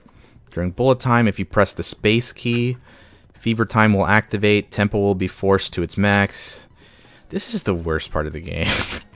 At this point, even if you push the buttons at random, you won't miss. Oh. So you can push right mouse button, left mouse button, right mouse button, left mouse button, however you want to destroy your opponent's verbal assault. But this only lasts until your focus gauge runs out, so make the best possible use of your time. Of course, it wouldn't be fair if only you got access to the special time, right? So we've also prepared something called nega time that your opponent can use. If the opponent activates nega time during the battle, your tempo marker will disappear, making it quite a bit tougher to hit the buttons in rhythm. If you were to activate, we're playing Osu right now, hidden. We're playing hidden Osu right now. If you activate fever time at this point, no, never mind. I'm sure nothing would happen. I don't know what I was worried about. Unsurprisingly, if your action difficulty is set to gentle, the opponent will use nega time. I have it at regular. Oh, I gotta fight him? Show me some evidence! You're wrong! I won't listen! I refute you! False! Show me some evidence! I won't listen! False! Fuck. I refuse to vote! Show me some evidence! You're wrong! I won't listen! I refute you! False! What? Show me some evidence! I won't listen! False! You're corrupt! I refuse to vote! I refute you! False! Wait a minute, how do I use my super time or whatever? I thought it was,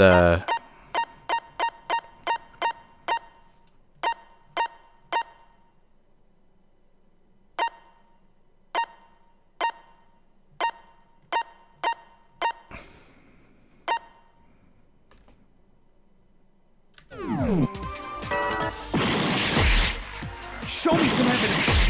I won't listen! I refuse to vote!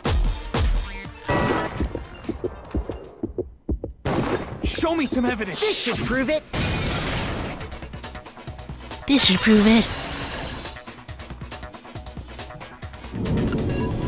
If my thinking so far is right, this guy went full on Kappa Pride for the biker dude. Mondo must have replaced his broken handbook with Leon's. In which case, we can just check each of our handbooks right now. Once we do that, we'll... We don't gotta do that. Huh? Yeah. I did it. I killed him. Oh, shit. It's very noble of you to confess.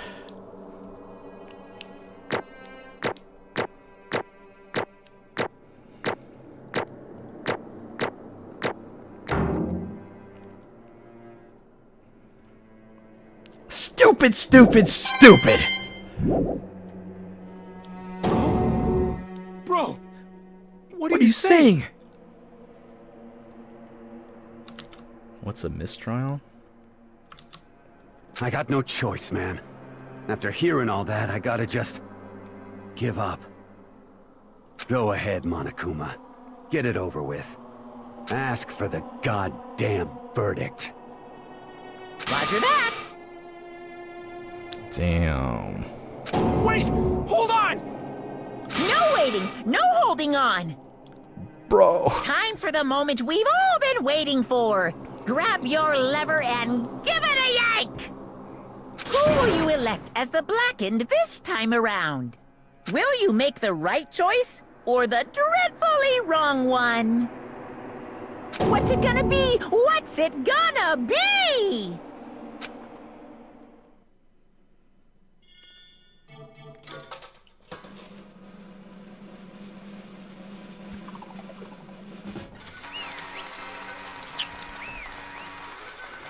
I've been doing that for hours now. Wow. Wow. What? Uh-oh. This time it looks like you got it right again. Yes, it is so. The Blackened that killed Chihiro Fujisaki was... Mondo Owada. Unbelievable. In case you're wondering, the vote was not unanimous. Kiyotaka chose the wrong answer. You're treading very close to the danger zone, Mr. Ishimaru. You need to be more careful. I refuse to believe it. There's no way. No way he would kill someone. Sorry. What is this? Why are you apologizing, bro? Why? Why did you do it? Now then. Well, it looks like Mondo's taken a vow of silence. So allow me to explain on his behalf. Actually, the story of the murder this time is the sad story of two men. Oh shit. Oh, but for anyone who doesn't really want to hear it, you can hit the control key to fast forward the text. Oh wow, they really made that a thing. If you didn't want to hear about it. Oh wow. Is that like an American thing? Did they make that because is this because it was on Steam, or I'm not gonna question it. Anyway, there was once a young boy, and his name was Chihiro Fujisaki. He had an extreme inferiority complex regarding his own lack of strength. You're so weak, even though you're a boy. He'd heard things like that as long as he could remember, and he couldn't overcome his weakness. On the contrary, he tried to hide and bury himself further and further into that weakness. That's what I meant, I know. It's just funny that they mentioned it. You know what I mean? Like, to take on a fragile form of a petite young girl. He had chosen that as his way out. Now nobody will be able to say anything about even though you're a boy. But no matter how tightly he wrapped himself up in that shell, the inferiority complex had already taken deep root inside of him, and was not easily weeded out. As it turned out, the shell was completely empty. The complex didn't disappear. Instead, it only grew stronger and stronger. I'm weak. Weak.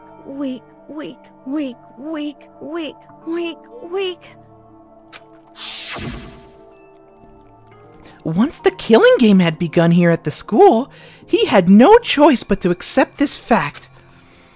After all, the world is survival of the fittest. If you're not strong, you don't survive. And then, the lovely and hateful Monokuma announced the revealing of the embarrassing secrets. Which of course included Chihiro's embarrassing secret, which I was more than willing to divulge.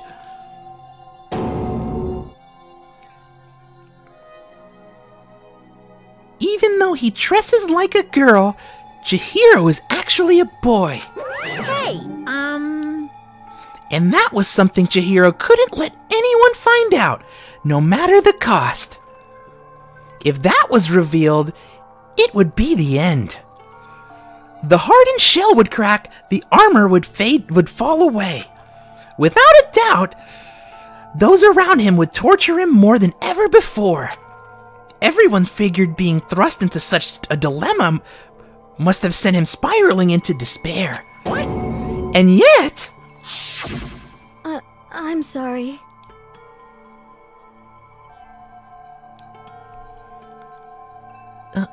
Sorry, I don't really want to talk about it right now.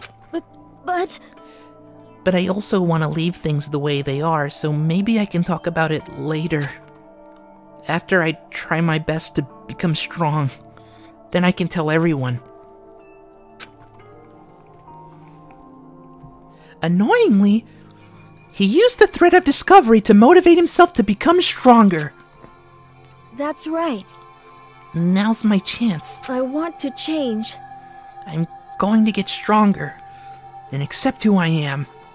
Strong enough so that when somebody says, even though you're a boy, I'll be okay. I'll get better. With that thought at the front of his mind, he resolved to take immediate action. What?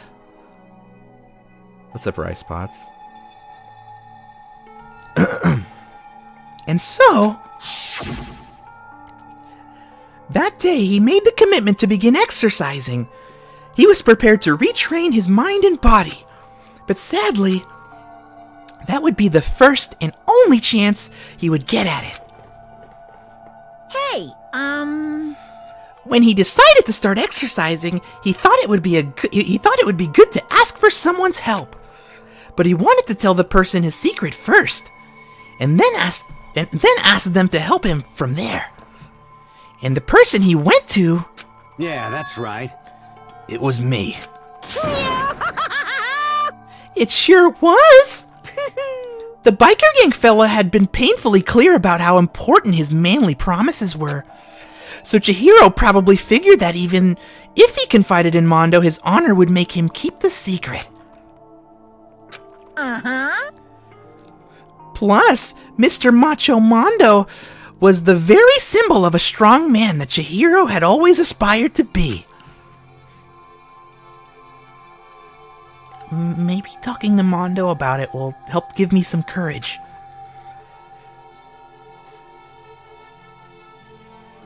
What the fuck? So he went to, why is it Chihiro saying this? So he went and asked Mondo to help him become strong. That was his aspiration. And he thought that only with Mondo's support would he ever be able to come close to that. Correct. So then that must be why Mondo did what he did. To keep the promise he'd made to Chihiro. Huh? Did what he did? You mean that's why Mondo carried Chihiro from the boys' locker room into the girls' locker room? Indeed. Yes, that is exactly what I mean. Wasn't that to cover up what he'd done? Certainly. That could have been a part of it, but I don't think that was the main reason. The real purpose to keep the promise between men he'd made to Chihiro. But how does moving the body keep a secret? Because... If everyone knew he'd been killed in the boys' locker room, then everyone would have been arguing about how she got into the boys' locker room, right? Once that started up, at least a few of us would have immediately begun to suspect his identity.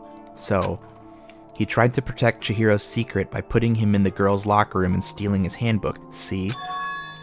Then, Mondo did all that to keep the promise he'd made to Chihiro, who he'd also killed? Why would he do that? The more I hear you talk, the more I don't understand. I mean, you guys trusted each other, right? So why? Why did you... Because, no matter what, I didn't want anyone to know. I knew it. So that's what triggered it, after all. The possibility of having your embarrassing memories and secrets exposed. What is this? That's impossible! Nothing could have been that bad! Something he didn't want anyone to know, even if it meant killing someone? You're wrong! It's impossible! Don't make me repeat myself. How many times must I repeat myself? To judge others by your own standard is the height of folly. Even if you can't comprehend it, he obviously can. That's all there is to it. Well, while we're on the subject, why don't I tell you? That embarrassing memory, that secret he didn't want anyone to know. Hey, You know what Mondo did? He killed his own brother. Oh shit, that's fucked up. Mondo, the ultimate biker gang leader, makes all the hoodlums and riffraff across the country tremble. But the only reason he had the chance to join a gang in the first place was because of a certain someone. Mondo's older brother's name was Daya Owada. Mondo had nothing but respect for him. It was because of Daya that Mondo ever got on a motorcycle. Mondo's brother was his only family growing up. He was the only one Mondo could trust or respect. He wanted to measure up to his big brother, so he imitated him in everything he did. Mondo was the epitome of starry-eyed kid brother. Meanwhile, the charismatic older brother had put together a local motorcycle gang. And before anyone knew it, it had grown into the biggest biker gang in the country. Daya, the older brother, #1 in the gang, and his #2, his younger brother Mondo. In the beginning, everything was peaches and gravy. Peaches and gravy. But when Mondo started to think about how he would have to take over the gang from his brother someday, his brother's greatness, his reputation began to gnaw on Mondo's very soul. The kid's gonna take over for Daya, huh? Daya's created this gang with his bare hands. Mondo's just along for the ride. Can someone like that really be our leader? All that'll do is make the gang look bad. Almost every day, Mondo heard gossip and whispers of other members of the gang, which is why I just... I gotta get stronger. Stronger than Daya. Once. Just one time. No matter what, I gotta win. Don't fuck with me. Don't fuck with me. I don't care what it takes. I gotta come out on top. And on the night of his amazing brother's retirement ceremony, Mondo challenged him to a street race. Peaches and gravy, traditional Japanese meal. But during that race, tragedy struck. The kid brother pushed ahead with reckless abandon, eager for victory, and dashed into oncoming traffic. But suddenly... Damn.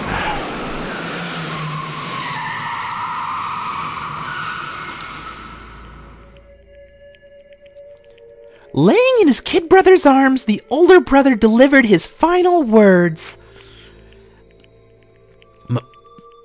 My bad, kid. I fucked up. Sorry.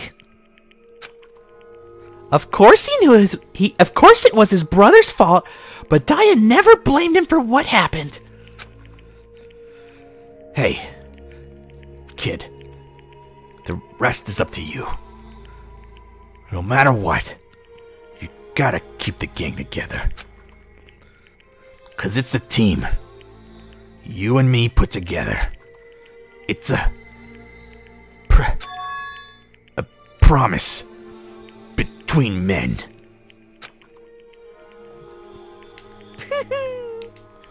He decided to hide the truth of what happened from everyone else in the gang in order to keep the gang together and keep up the promise to his brother.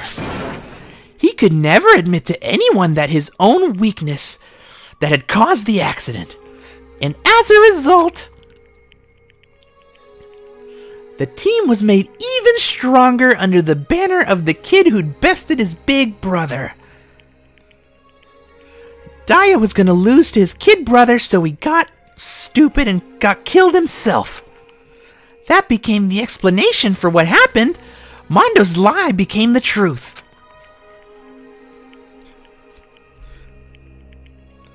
He wanted to lead the team so bad, he was willing to tell all kinds of lies about his brother.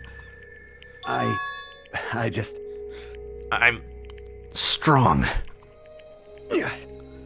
Strong, strong, strong, strong, strong. And yet... As soon as our killing game began, he realized... No matter how tough he pretended to be, he was just another weakling that could die in an instant. And then, the hateful Monokuma announced the revealing of embarrassing secrets. At that point, it was clear I would have no problem shedding light on his secret. Mondo killed his older brother. No matter what, I couldn't let the other gang members find out. If that happened, everything would have been ruined. Everything me and my brother had worked to create would have been destroyed. His death, all the guilt I've been carrying around, it all would have been for nothing. So that's why... That's why... Mondo... After I saw what Monokuma had on me, my head filled up with a kind of fuzzy uneasiness and just started swirling around. I'd never felt anything like it before. I didn't know what to do about it. I wasn't sure what to think or say. But after a while, that fuzzy uneasiness turned itself into a rock-hard lump of anxiety way down in my stomach. And it was right around then that Chihiro asked me to start working out with him. And right there, he told me a secret.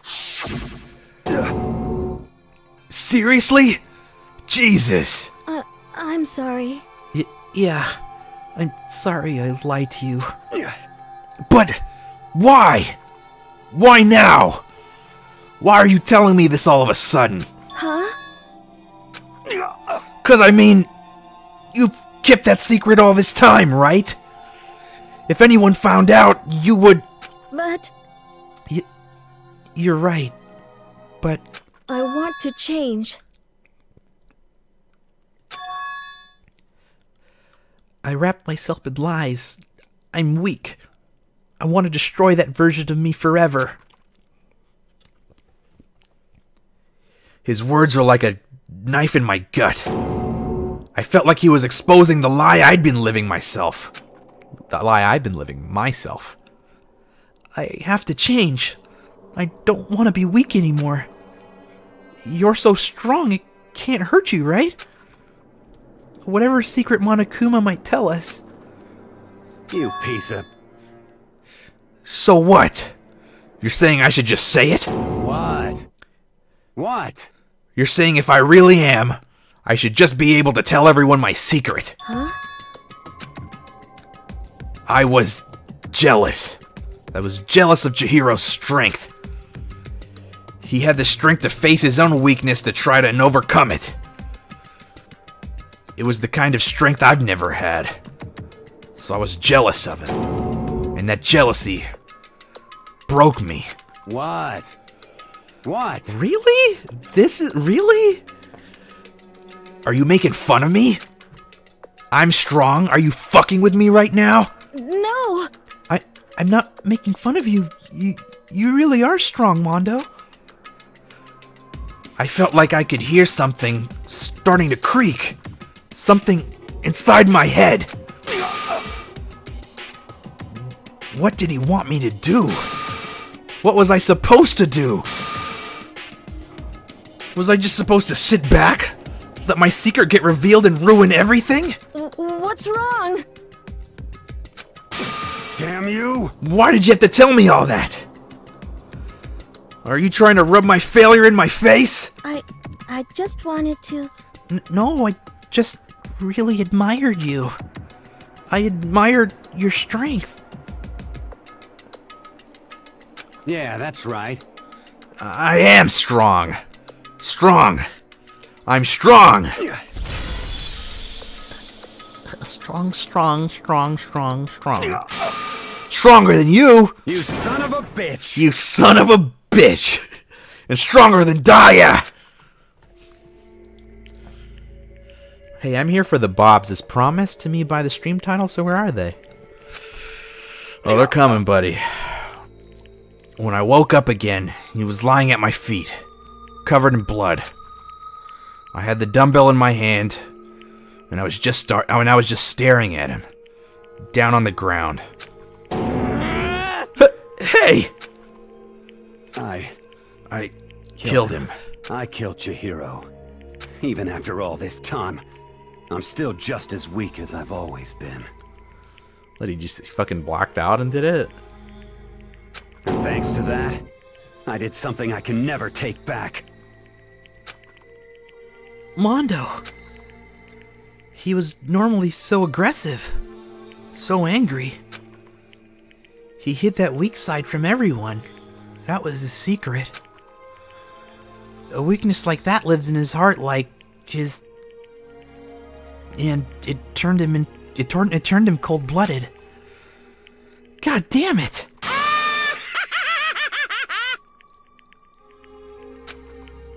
Look at him! You see? You're all just like him!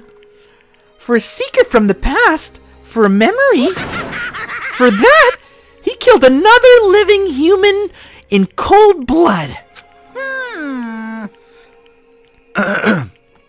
He couldn't get free of his regrets from the outside world.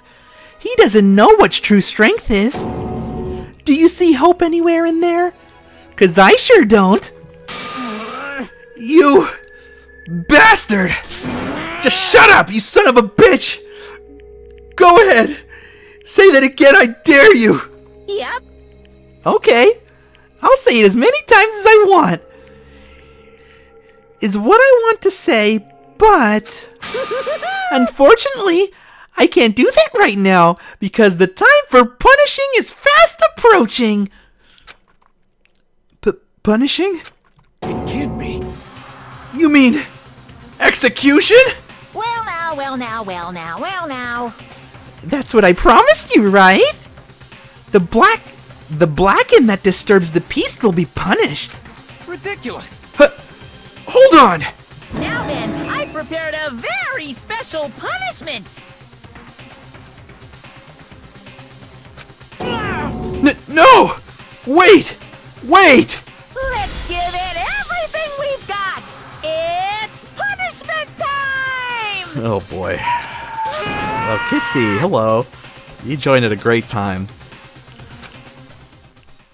Sorry, man. I couldn't keep the promise we made. From one man to another. Objection!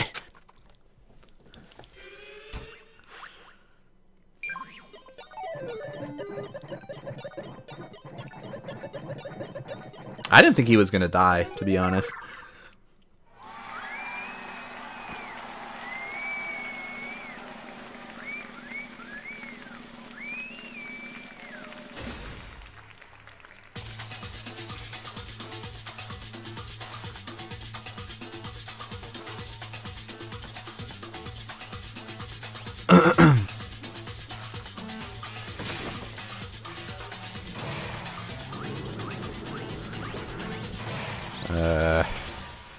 The Cage of Death.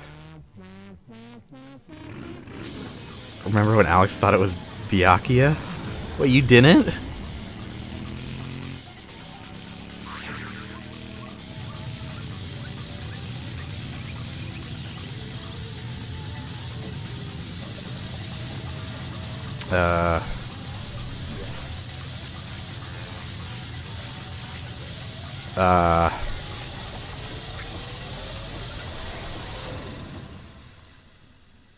What?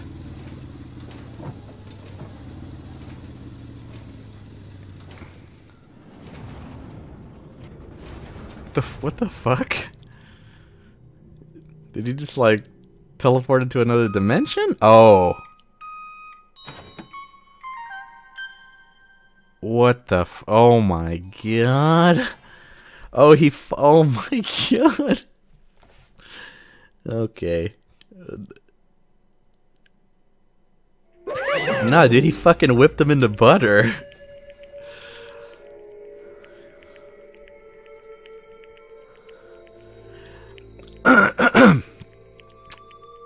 I mean, that's kind of fucked up. Oh man, we gonna use that butter on our toast? I'm just kidding. Laugh at death, and your soul will be forever at peace. It can't be. My brother. Another murder and another execution. Yeah, it wasn't as good as the baseball one. I wanted to feel again. Everyone's lives are taken so lightly here. Elise A1. I feel like I might be going mad. Maybe I'll just let it happen.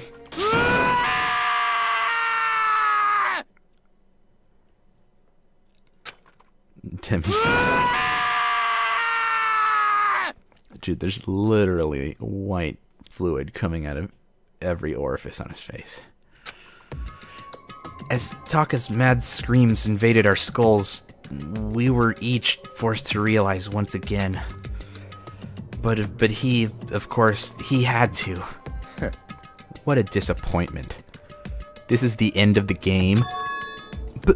Byakuya? What is this? You're completely insane. You know that? A game?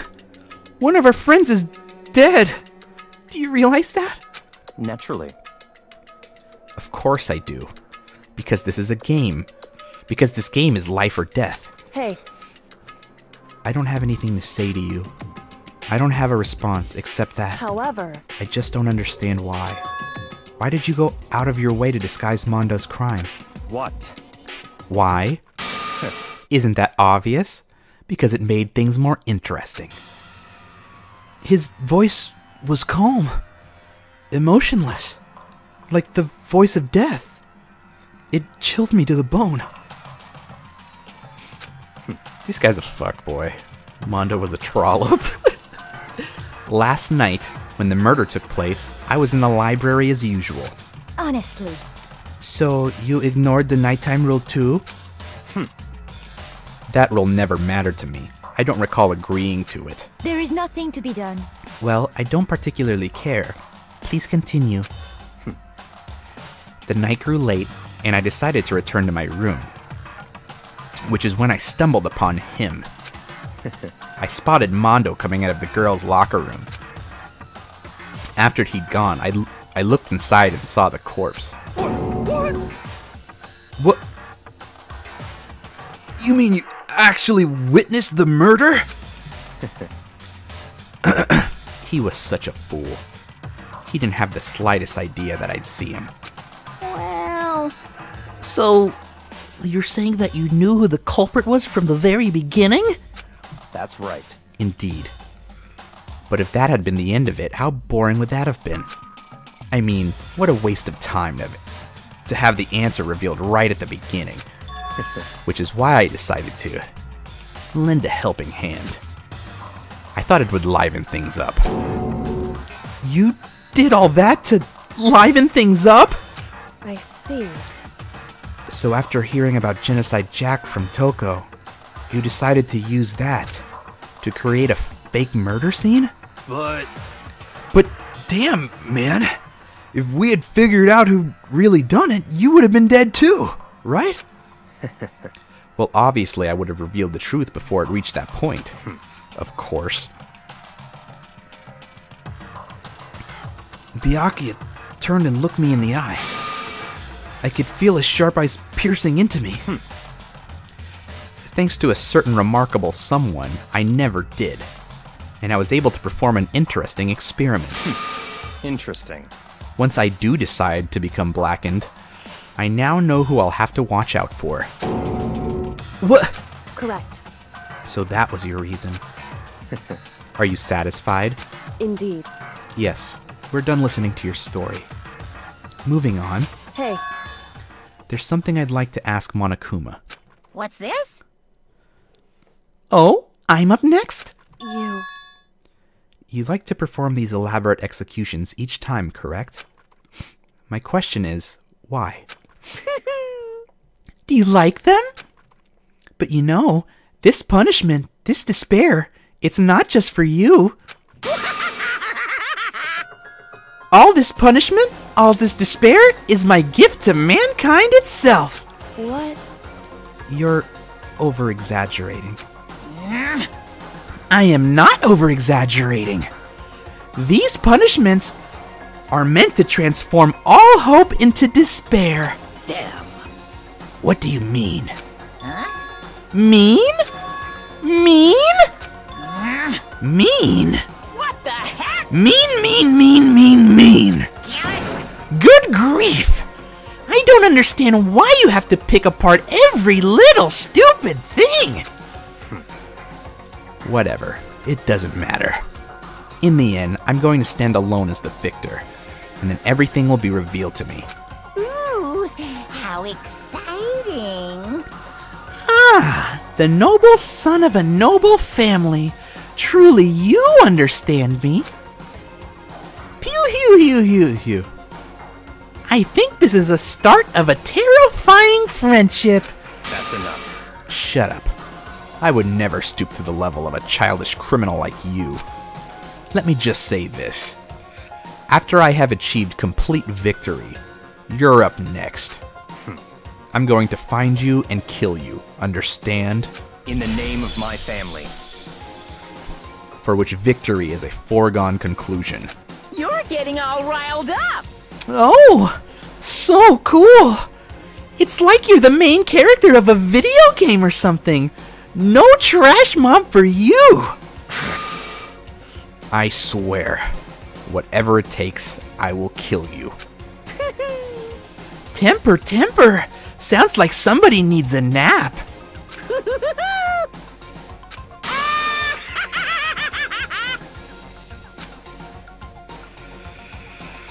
Ah, shit. Monokuma's laughter peeled across the courtroom, and the curtain closed on the case of Chihiro and Mondo. But I knew that wasn't the end. The killing game would still continue, because the mastermind wouldn't let it end. For those of us who were still alive, our worst fear and despair kept on multiplying. It was the kind of despair that felt like a blind puppy in hell had more of a future than us. All of our courage, our effort, our friendship, it felt like it amounted to nothing at all. It was the worst kind of despair. Are they ignoring the fact that they have a